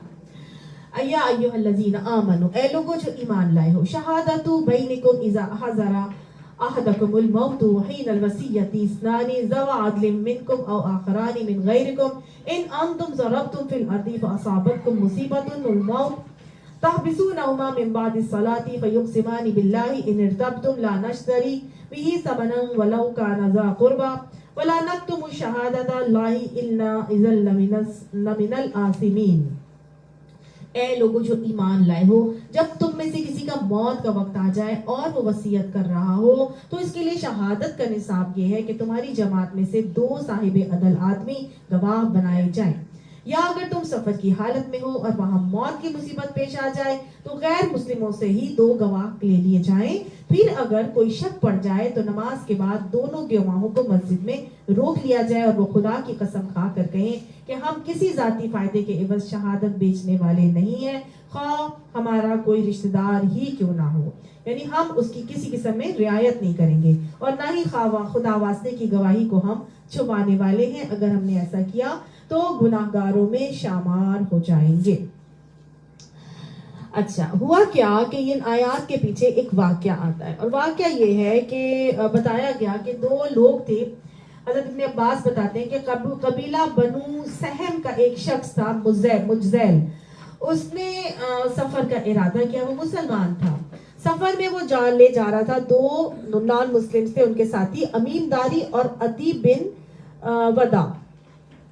یہ ان دونوں نان مسلمز کے ساتھ اپنے سفر پر گیا تو وہاں جا کے یہ ہو گیا بیمار ہوا. بیماری میں اس نے اپنا سارا کا سارا سامان جو ہے وہ اپنے ساتھیوں کے حوالے کیا اور ان کو ایک نا پیپر پہ نا وصیت وغیرہ سارا اپنے سامان کی لسٹ وغیرہ بنا کے نا وہ اس میں رکھ دی. بس سامان حوالے کر کے یہ کہا کہ یہ جا کے نا میرے گھر والوں کو دے دینا. جب سامان گھر میں پہنچا تو اس میں ایک سونے کا پیالہ موجود نہیں تھا. تو کیسے پتا چلا؟ کیونکہ وہ لسٹ میں پیالہ موجود لکھا ہوا تھا.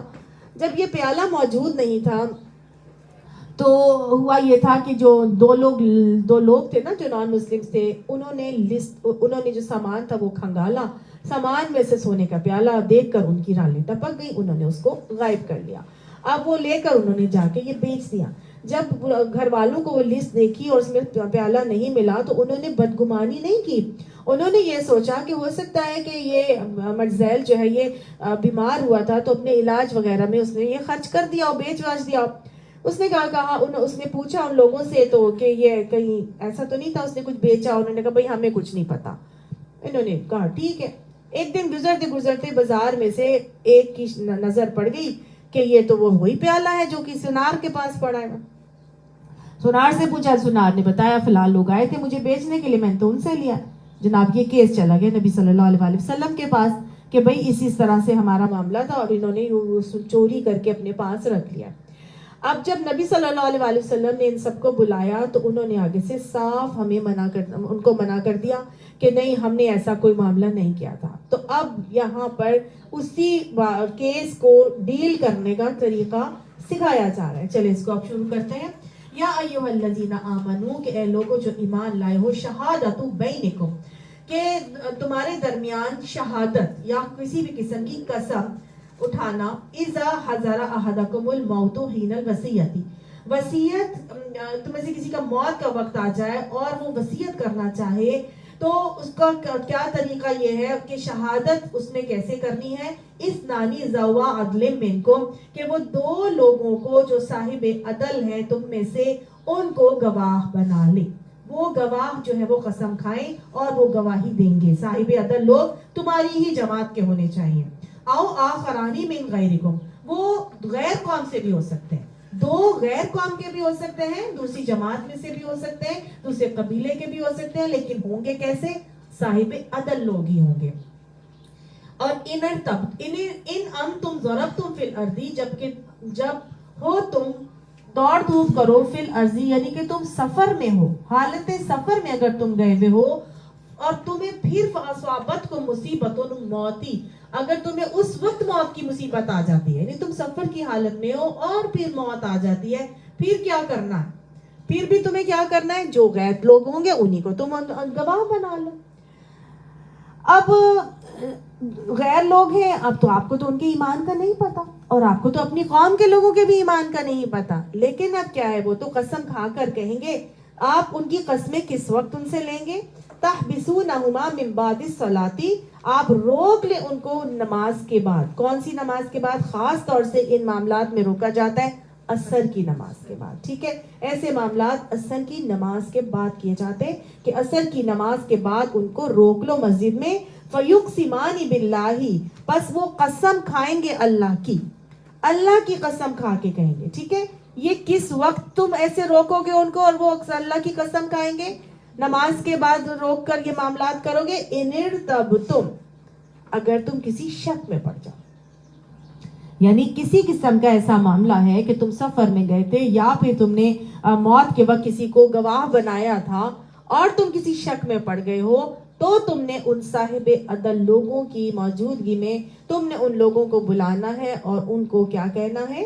اول تو یہ ہے کہ تم صاحب عدل لوگوں کو گواہ بناؤ اور وہ آئیں گے اور ان کو روک لو اگر تمہیں شک ہے کہ وہ پتہ نہیں سچ بول رہے ہیں کہ غلط بول رہے ہیں, اور وہ کیا قسم کھائیں گے کہ لا نشتری بہ ثمنا ولو کان ذا قربا, کہ ہم کسی ذاتی فائدے کے عوض شہادت کو بیچیں گے نہیں, چاہے ہمارا کوئی رشتہ دار ہی کیوں نہ ہو. ٹھیک ہے, ہم نہیں بیچیں گے ساتھ اس کے کوئی قیمت بھی, ولو کان ذا قربا, چاہے معاملہ ہمارے رشتہ دار ہی کا کیوں نہ ہو. ولا نکتم شہادتا, اور نہ ہی ہم کوئی گواہی چھپائیں گے اللہ کی, انا اذا لمن الآثمین, اگر ہم نے ایسا کیا تو ہم گناہگاروں میں شامل ہو جائیں گے. سمجھ آ گئی؟ فَإِنْ عُثِرَ, پس اگر خبر ہو جائے, عَلَىٰ أَنَّهُمَا اسْتَحَقَّا, یہ کہ ان میں سے جو ایک شخص ہے وہ انہوں نے اپنے آپ کو گناہ میں مبتلا کر دیا ہے, آپ کو اس کی خبر ہو جائے کہ استحقا اسمن, کہ اپنے آپ کو انہوں نے گناہ میں مبتلا کر لیا ہے, تو پھر کیا کریں. فآخران یقومان مقامہما, تو پھر دو لوگ اور آئیں گے ان دونوں کی جگہ. من الذین استحق علیہم الاولیان, جو اپنے آپ کو زیادہ سمجھتے ہیں کہ ہم شہادت دیں گے اس بات کی کہ یہ معاملہ جو ہے یہ ایسے نہیں ایسا تھا.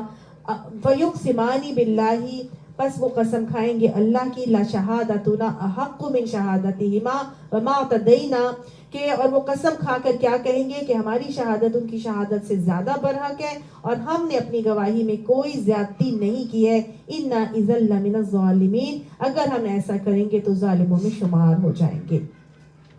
آپ صلی اللہ علیہ وآلہ وسلم نے ایسا ہی معاملہ کیا. وہ لوگ پہلے اٹھے, انہوں نے کہا ہم نے ایسا نہیں کیا, ہمیں کوئی پتہ نہیں تھا کہ جی کیا ہوا ہے, کہاں گیا ہے یہ پیالہ. تو وہ جو دوسرے تھے جنہوں نے اپنی آنکھوں سے کسی دکان پر رکھا ہوا دیکھا تھا, وہ آئے اور آ کے کھڑے ہوئے اور انہوں نے کہا ہم زیادہ سچ بول رہے ہیں, ہم زیادہ حق پر ہیں, ہم جو بھی بات کہیں گے وہ سچ پر مبنی ہوگی اور ہم کہیں گے. اور وہ اللہ کی قسم کھا کے انہوں نے پھر بات کہی کہ یہ بات ایسے نہیں ایسی تھی. ٹھیک ہو گئی؟ یعنی جن کی حق تلفی ہوئی تھی وہ اٹھے اور انہوں نے اٹھ کر شہادت دی کہ ہم زیادہ برحق ہیں, ہم نے کوئی زیادتی نہیں کی ہے, اگر ہم ایسا کریں گے تو ظالموں میں شمار ہوں گے. اللہ فرماتا ہے ذالک ادنا ان یاتوا بالشہادۃ علی وجہہا, یہ زیادہ قریب ہے کہ لوگ ٹھیک ٹھیک شہادت دیں گے. او یخافوا, یا وہ ڈریں گے یا خوف ہی کریں گے, ان ترد ایمان بعد ایمانہم, یہ کہ ان کی قسموں کے بعد دوسری قسموں سے کہیں ان کی تردید ہی نہ ہو جائے. واتقوا اللہ واسمعوا, اللہ سے ڈرو اور سنو. واللہ لا یہدی القوم الفاسقین, اور اللہ نافرمانی کرنے والوں کو اپنی رہنمائی سے محروم کر دیتا ہے. بالکل ایسا ہی کیا گیا. اللہ سبحانہ تعالیٰ نے جب طریقہ سکھایا تو سارے کے سارے جو لوگ تھے انہوں نے بالکل ایسا ہی معاملہ کیا. پہلے ایک قسمیں ان لوگوں نے کھائی جنہوں نے چوری کی تھی, پھر اس کے عوض دوسرے لوگ اٹھے جو واقعی اس بات کو یقین رکھتے تھے کہ یہ لوگ غلط کہہ رہے ہیں, انہوں نے پھر اللہ کی قسم کھا کے یہ بات کہی. تو جو بعد والے قسم والے لوگ تھے پھر فیصلہ ان کے حق میں کر دیا گیا, اور ان لوگوں کو پھر وہی جو قطعیت کی حد تھی ان کے اوپر لگائی گئی اور معاملے کو اس طرح سے سمیٹا گیا. ٹھیک ہے, تو یہ خاص طور سے طریقہ سکھایا گیا ہے کہ کبھی بھی اپنی امپورٹنٹ چیزوں کے حوالے سے انسان کو دوسرے پر اعتبار نہیں کر لینا چاہیے. ایک تو یہ بات ہے, خواہ مخواہ دوسرے پر اعتبار نہیں کرنا چاہیے بلکہ کسی کو گواہ بنا لینا چاہیے. ایک تو یہ. دوسری بات یہ ہے کہ چیزوں کو لکھ لینا چاہیے, اور خاص طور سے اگر آپ کوئی وصیت کرنا چاہتے ہیں تو اس وصیت کو لکھ لیا جائے تاکہ اس کو بعد میں چینج نہ کیا جا سکے. آپ صلی اللہ علیہ وآلہ وسلم نے فرمایا نا کہ اگر تم میں سے کسی شخص کو یہ خیال آ جائے کہ وہ اس کی موت آ سکتی ہے تو پھر 3 دن اس پہ نہیں گزرنے چاہیے کہ وصیت اس کے ہاتھوں میں لکھی ہوئی موجود. اور ایک اور بات یہ بھی ہے, اس سے اصول سمجھ میں آتا ہے کہ اگر ہم کبھی ٹریول کر رہے ہوں تو جو بھی چیزیں ہمارے پاس ہوں اس کی ایک پوری لسٹ ہونی چاہیے, اس کی ایک پوری یعنی کون سی چیزیں جو خدا نخواستہ ہمارے پاس کسی نے امانت کے طور پہ رکھوائی ہوئی ہیں, ہم نے بینک میں رکھی ہوئی ہیں, کسی کو پیسے کا لین دین کرنا ہے, کمیٹی دی ہوئی ہے, کمیٹی کتنی لینی ہے, کمیٹی کتنی رہ گئی ہے, کمیٹی کس کی دینی رہتی ہے, آپ پہلے لے چکے ہیں, تو یہ ساری چیزیں آپ کے پاس لکھی ہوئی موجود ہونی چاہیے. کسی کو کسی وقت بھی موت واقع ہو سکتی ہے اور سفر کی حالت میں بھی ہو سکتی ہے. تو پھر کیا کرنا چاہیے؟ سفر میں جانے سے پہلے ان چیزوں کے حوالے سے انسان کو خیال رکھنا چاہیے, تاکہ ایک چیز اگر لکھی بھی موجود ہوتی ہے تو اسی کے بیسس پر پھر آگے کے معاملات کرنا آسان ہو جاتے ہیں. اگر اس شخص نے نہ لکھ کے وہ لسٹ بنائی ہوتی تو کسی کو پتہ نہیں چلنا تھا کہ یہ چوری کی جا چکی ہے, اس کے اندر سے یہ نکالی جا چکی ہے چیز. سمجھ آ گئی؟ تو اگر آپ کے پاس اپنی کچھ چیزیں ہیں, کچھ ایسٹس ہیں, تو ان کو بھی لکھ لینا چاہیے. سمجھ آ گئی؟ شوہر کے پاس کچھ ایسٹس ہیں, ان کو لکھوا لیں. بے شک اپنے پاس کانفیڈینشلی رکھیں, لاکر میں جا کے اس ڈائری کو رکھ دیں, لیکن اس کو لکھوا لیں. یہ بہت ضروری ہے کہ بعد کے فساد اور فتنوں سے بچ جاتا ہے انسان. اور پھر وراثت میں ہیر پھیر اور گڑبڑ ہو جائے تو پھر حبطت اعمالہم کا معاملہ بھی ہو سکتا ہے. تو ان باتوں میں آر نہیں کرنا چاہیے, جھجکنا نہیں چاہیے. ہر چیز کے حوالے سے بات اوپنلی کرنی چاہیے. ایک مرتبہ حضرت حضور صلی اللہ علیہ وسلم نے حضرت عائشہ کو کہا, ان کے سر میں بہت درد ہو رہا تھا, تو حضرت حضور صلی اللہ علیہ وسلم عائشہ کو فرماتے کہ اگر تم مر جاؤ, تو اگر تم مر جاتی یا مر جاؤ تو میں خود اپنے ہاتھوں سے تمہیں غسل دیتا, میں اپنے ہاتھوں سے تمہیں کفن پہناتا, اور میں خود اپنے ہاتھوں سے تمہاری جسم کو قبر میں اتارتا. مفہوم ہے حدیث کا؟ تو حضرت عائشہ تو حضور صلی اللہ علیہ وسلم کو دل و جان سے زیادہ پیاری تھی. اب ہمارے یہاں کیا ہوتا ہے, والدین اولاد کے سامنے ایسی بات کریں تو اولاد کہنے لگتی چھوڑے ایسی باتیں نہ کریں میرے سامنے, مرنے کی بات نہ کیا کریں. بیوی شوہر کو کہہ دے گی مرنے کی بات نہ کی, کیوں نہ کریں؟ These are the realities of life and we have to tell each other. جو ہمیں احکامات دیے جا رہے ہیں ان کے کرنے میں ممانعت نہیں ہونی چاہیے, ان کے کرنے میں جھجک نہیں ہونی چاہیے, کیونکہ یہ بعد کی فتنوں سے بچنے کا ایک طریقہ ہے جو اللہ ہماری شریعت ہمیں سکھا رہی ہے. We have to be realistic and we have to accept everything. بچوں کو بھی تیار کریں کہ اگر میں مر جاؤں تو میری قبر کو ایسے نہ بنانا, مجھے فوراً دفنانا, میری قبر میری میت کو سنبھال کے 2 دن کے لیے مت رکھنا, جتنی جلدی ہو سکے اس کو دفنانے کی کوشش کرنا. سمجھ آئی؟ مجھے غسل تم نے دینا ہے, میری قبر میں میرے کفن کو اس طرح سے مت کرنا, میری قبر میں فلاں چیز مت رکھنا, میری قبر کو بڑا مت کرنا, پکا مت کرنا. آئی سمجھ؟ میری میت میں یہ معاملات ہونے کہ جب وقت میں مر جاؤں تو جب تک مجھے دفنانے کے بعد اتنی دیر کھڑے رہ کے وہاں پر میرے لیے ثابت قدمی کی دعائیں کرنا, جب تک کہ ایک اونٹ کو پورا ذبح کر کے اس کو بانٹ نہ دیا جائے, ٹکڑے گوشت تک بنا نہ لیا جائے. یہ باتیں بتانے کی ہیں, یہ باتیں بتانی چاہیے. زیادہ ہاں, اونٹ کو نہار کر کے اس کا گوشت بنانے میں کتنی دیر لگتی ہوگی؟ 1 سے 1.5 گھنٹہ تو لگتا ہی ہوگا. مجھے نہیں پتا کتنا لگتا ہے ویسے, ایک اونٹ کو تقسیم کر کے دیکھ لیجئے, پھر آدھا دن نہیں لگتا ہوگا, آئی تھنک 2 گھنٹے لگتے ہوں گے. کتنا لگتا ہے؟ 3 سے 4 گھنٹے لگتے ہیں. ہاں, کاٹنے میں, کاٹنا, ہاں جی 3 سے 4 گھنٹے لگتے ہیں. تو 3 سے 4 گھنٹے تک قبر میں دفنانے کے بعد وہیں کھڑے میرے لیے ثابت قدمی کی دعائیں کرنا. اپنے بچوں کو یہ وصیتیں کرنی چاہیے. وہ کہاں کھڑے ہوں؟ خود وہیں پر کوئی نہیں کھڑا ہوتا اس وقت, ضرور بس ثابت قدمی کی دعا کرنی ہے, اللہ سے ان کی بخشش کی دعا کرنی ہے کہ اللہ ان کو کلمہ طیبہ پر ثابت قدمی عطا فرمانا, اللہ ان کو کلمہ طیبہ پہ ثابت قدمی عطا فرمانا. وہ جو منکر نکیر سوالات کرنے آئیں گے اس میں ان کو ثابت قدمی عطا فرمانا. تو وہ جو پیچھے جو اولاد, جو تیری نیک اولاد تیرے لیے بخشش کی دعا کر رہی ہے, اس کے بدولت انسان کو سب سے زیادہ رزق ملتا ہے, اجر دیے جاتے ہیں.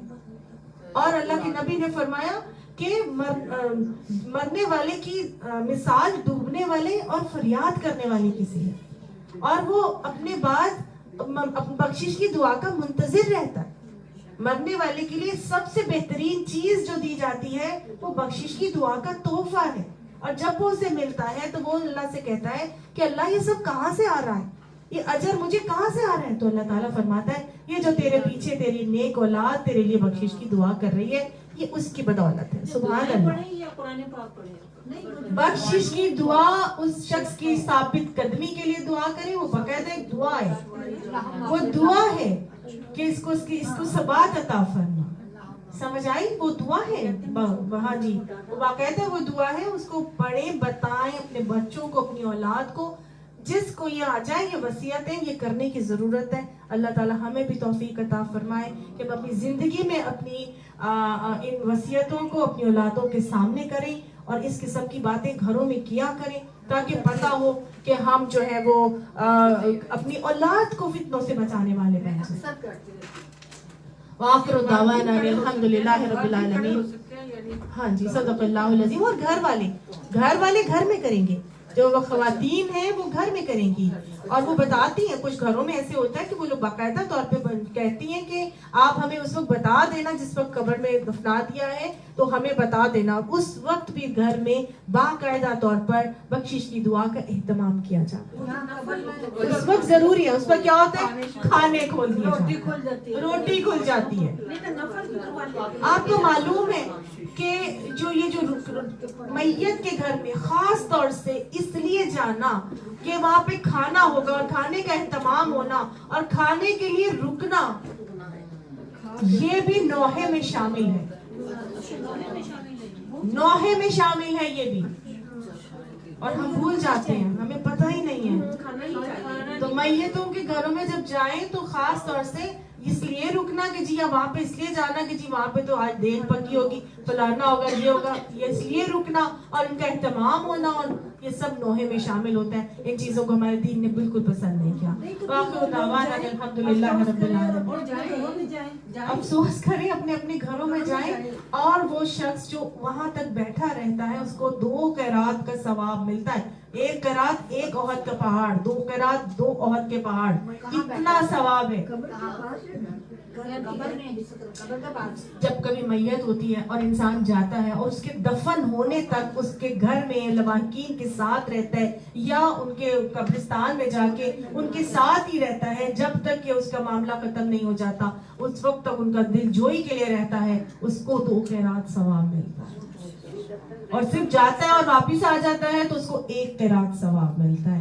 لیکن آپ یہ کہہ رہی ہیں کہ اگر وہ گیا ہے اور تو وہ بیٹھا ہی رہے وہاں پہ 4 گھنٹے, کھانے کے لیے نہیں بیٹھنا, آپ نے دلجوئی کے لیے بیٹھنا ہے اور ان کی ثابت قدمی کی دعاؤں کے لیے بیٹھنا ہے. اگر آپ یہ سب کچھ کریں گے تو آپ کی دعائیں اس کے حق میں قبول ہو رہی ہیں, اور اگر آپ گھر بھی چلے جاتے ہیں تو گھر جا کے بھی اس کی ثابت قدمی کے لیے دعائیں کرتے رہیں. کھانا آ گیا بغیر کھانے کھانا, ہاں جی, تو دینا ہی نہیں چاہیے. گھر والوں نے نہیں کھانا, گھر والوں کو اپنا گھر والوں کے لیے تو بندوبست کرنا. دوسرے شہر تو obviously وہ تو آئے ہیں, وہ تو کھائیں گے نا. اور باقاعدہ میت کے گھر میں کھانے کا اہتمام پڑوسی کریں گے یا رشتہ دار کریں گے, اس کی بھی بہت اہمیت ہے. پھر باقاعدہ آپ صلی اللہ علیہ وسلم نے حکم دیا تھا کہ آپ لوگ جو ہے نا ان کے گھر والے اس میں نہیں ہے کہ اپنا کھانے کا اہتمام کریں, تو آپ لوگ جو ہے نا ان کے لیے کھانے کا بندوبست کریں, یہ ضروری ہے. لیکن گھر والوں کے لیے, گھر والوں میں وہ بھی شامل ہیں جو دوسرے علاقوں سے آ کے وہاں پہ ٹھہرے, وہ بھی گھر والے. لیکن اگر محلے والے پہنچ گئے ہیں یا پھر پڑوسی دوست احباب سب کے سب آ گئے اور وہاں پہ, وہ گھر جائیں اپنے, ان کے لیے وہاں پہ کھانا نہیں کھانا. عورتوں کا قبرستان جانے کی ممانعت نہیں ہے, لیکن بار بار جانا پسندیدہ بھی نہیں. اچھا, اعوذ باللہ من الشیطان الرجیم, بسم اللہ الرحمن الرحیم. الحمدللہ رب العالمین, الرحمن الرحیم, مالک یوم الدین, ایاک نعبد و ایاک نستعین, اہدنا الصراط المستقیم, اہدنا الصراط المستقیم, اہدنا الصراط المستقیم, صراط الذين أنعمت عليهم غير المغضوب عليهم ولا الضالين آمين. اللهم صل على محمد وعلى آل محمد كما صليت على إبراهيم وعلى آل إبراهيم إنك حميد مجيد. اللهم بارك على محمد وعلى آل محمد كما باركت على إبراهيم وعلى آل إبراهيم إنك حميد مجيد. ربنا هب لنا من أزواجنا وذرياتنا قرة أعين واجعلنا للمتقين إماما. رب اجعلني مقيم الصلاة ومن ذريتي ربنا وتقبل دعاء. ربنا اغفر لي ولوالدي وللمؤمنين يوم يقوم الحساب. ربنا آتنا في الدنيا حسنة وفي الآخرة حسنة وقنا عذاب النار وقنا عذاب القبر وقنا عذاب الحشر وقنا عذاب الميزان وقنا عذاب الصراط وقنا عذاب القرص وقنا عذاب المرض وقنا عذاب الفتنة المحيا والممات وقنا عذاب القبر وقنا عذاب الحشر وقنا عذاب فتنة المسيح الدجال وقنا عذاب الكفر وقنا عذاب الفقر. اللهم إنا نعوذ بك من زوال نعمتك. اللهم إنا نعوذ بك من أرذل الأمور. يا رحيم يا ذو الجلال والإكرام ربي أوزعني أن أشكر نعمتك التي أنعمت علي وعلى والدي وأن أعمل صالحا ترضاه وأصلح لي في ذريتي وأصلح لي في ذريتي وأصلح لي في ذريتي إني تبت إليك وإني من المسلمين وادخلني برحمتك في عبادك الصالحين. اللهم طهر قلبي من النفاق وعملي من الرياء ولساني من الكذب وعيني من الخيانة. اللهم إنا نسألك الهدى والتقى والعفاف والغنى. ربي أعوذ بك من همزات الشياطين وأعوذ بك ربي أن يحضرون. یا رحیم جو پڑھا ہے اللہ اس کو ہمارے دلوں میں اتار دیجیے. اللہ ہمیں اپنا بنا لیجیے.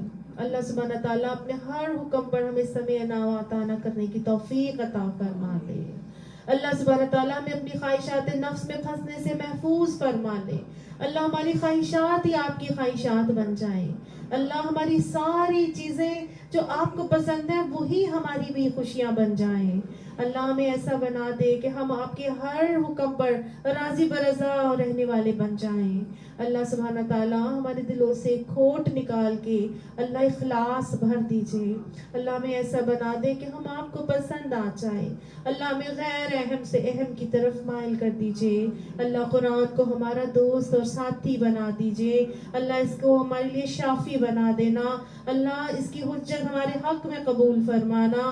اللہ اس کو ہمارے لیے قبر میں ساتھی بنا کر بٹھا دینا. اللہ عذاب قبر سے اس کو ہم عذاب قبر کو دور کرنے والا بنا دینا. یا رحیم اس کو ہمارے لیے حشر کے میدان میں بھی ہمارا ساتھی بنا دیجیے گا. اللہ قیامت میں ہمیں اندھا کر کے نہ اٹھائیے گا. اللہ زندگی اس کے سائے کے مطابق اس کے سائے میں اور اس کے احکامات کے مطابق گزارنے کی توفیق عطا فرما دیجیے. اللہ ہم یہاں پر اسی لیے آتے ہیں کہ ہم آپ کے احکامات کو جانیں, اپنے من کو ماریں اور اللہ سبحانہ تعالیٰ آپ کے بتائے ہوئے طریقے کے مطابق اعمال کرنے والے بن جائیں. اللہ ہمارا آنا بیٹھنا سننا سنانا پڑھنا پڑھانا قبول فرما لیجئے. اور اللہ سبحانہ تعالیٰ ہمارے ہر عمل میں آسانی عطا فرما. ہم پر اپنی رحمتوں کا نزول فرما. اپنی رحمتوں کے لیے ہمارے گھرانوں کو, ہمارے خاندانوں کو, ہمارے محلوں کو قبول فرما لے. اللہ ان پر اپنی رحمتوں کا نزول فرما دے. اللہ تیری رحمت ہی ہے جو ہمیں پار لگائے گی. اللہ ہمارے اعمال ایسے نہیں, ہمارے اندر مجال ایسی نہیں, ہمارے اندر بساط اور طاقت ایسی نہیں کہ ہم گناہوں سے بچ سکے مگر آپ کی توفیق سے. وما توفیقی الا باللہ. اللہ اپنی توفیق ہمیں عنایت فرما دیجیے. اللہ گناہوں سے 100% بچنے کی توفیق عطا فرما دے. اللہ جو سورج کو صبح نکالتا ہے اور رات کو لے جاتا ہے, چاند کو لے آتا ہے اور پھر سورج کو صبح نکال کے چاند کو پھر لے جاتا ہے. اللہ اس کے دن کو رات میں اور رات کو دن میں پلٹنے والے ہمارے برے حالات کو اچھے حالات سے پلٹ دیجیے. हमारे बुरे अमाल को नेक अमाल से बदल दीजिए अल्लाह। हमें फाजरों से मोमिनों में शामिल फरमा दीजिए अल्लाह। हमें बद किरदारों से बेहतरीन इखलाक वालों में शामिल फरमा दीजिए अल्लाह। हमें खबीस होने से बचा के तैयब लोगों में शामिल फरमा लीजिए अल्लाह। हमें अंधों से निकाल के अल्लाह आंखों वाला बना दीजिए अल्लाह। हमें लाइल्मी से निकाल के इल्म वाले लोगों में शामिल फरमा लीजिए अल्लाह। हमें अकल वाला बना दीजिए, उलुल अलबाब बना दीजिए, खसारा पाने वालों से महफूज फरमा दीजिए अल्लाह। जो नहीं मांगा मांगना चाहिए था, आप अलीमुम बिज़ाति सुदूर हैं, दिलों के सीनों के हालों से वाकिफ हैं अल्लाह। सबके दिलों में उठने वाली जायज मुरादें पूरी फरमा दीजिए, अपनी शान के मुताबिक अता फरमा अल्लाह। हमारी कोशिशों को कामयाब करके अल्लाह उसमें बढ़ोतरी के साथ हमें कामयाबियां अता फरमा। दुनिया और आखिरत में सुरखरू फरमा, दुनिया और आखिरत की बुलंदियां और कामयाबियां हमें अता फरमा अल्लाह। हमारी औलादों को दीन के लिए चुन लीजिए, उन्हें इस्लाम का सूरज बना दीजिए अल्लाह। उनको कुरान से जोड़ दीजिए, कुरान को उनका दोस्त बना दीजिए, दीन का उन्हें अलंबरदार बना दीजिए अल्लाह। हमारी नस्लों को संवार दीजिए, नमाजों की हिफाजत करने वाला बना और अल्लाह कुरान के साथ हम सब को जोड़ दीजिए अल्लाह। हमें सादत की जिंदगी और शहादत की मौत अता फरमा अल्लाह। मरते वक्त कलमा तय्यबा को हमारी जबानों पर जारी फरमा देना या रहीम। रब्बि आइनी अला गमरातिल मौत व अला सकरातिल मौत। अल्लाहुम्मा इन्ना नसअलुका मा सअलका मिन्हु नबियुका मुहम्मदुन सल्लल्लाहु तआला अलैहि व आलिहि वसल्लम व नऊज़ु बिका मिन शर्रि मा इस्तआज़ मिन्हु नबियुका मुहम्मदुन सल्लल्लाहु तआला अलैहि व आलिहि वसल्लम व अंतल मुस्तआन व अलैकल बलागु व ला हौला व ला कुव्वता इल्ला बिल्लाहिल अलिय्यिल अज़ीम। सुब्हाना रब्बिका रब्बिल इज्जति अम्मा यसिफून व सलामुन अलल मुरसलीन वल्हम्दुलिल्लाहि रब्बिल आलमीन। रब्बना तक़ब्बल मिन्ना इन्नका अंतस समीउल अलीम व तुब अलैना इन्नका अंतत तव्वाबुर रहीम। सल्लल्लाहु तआला अला खैरि खल्क़ि मुहम्मद व आलिहि व सहाबिहि अजमाइन बिरहमतिका या अरहमर राहिमीन आमीन सुम्मा आमीन। अस्सलामु अलैकुम व रहमतुल्लाहि व बरकातहू। मुल्क भी पढ़ी जा सकती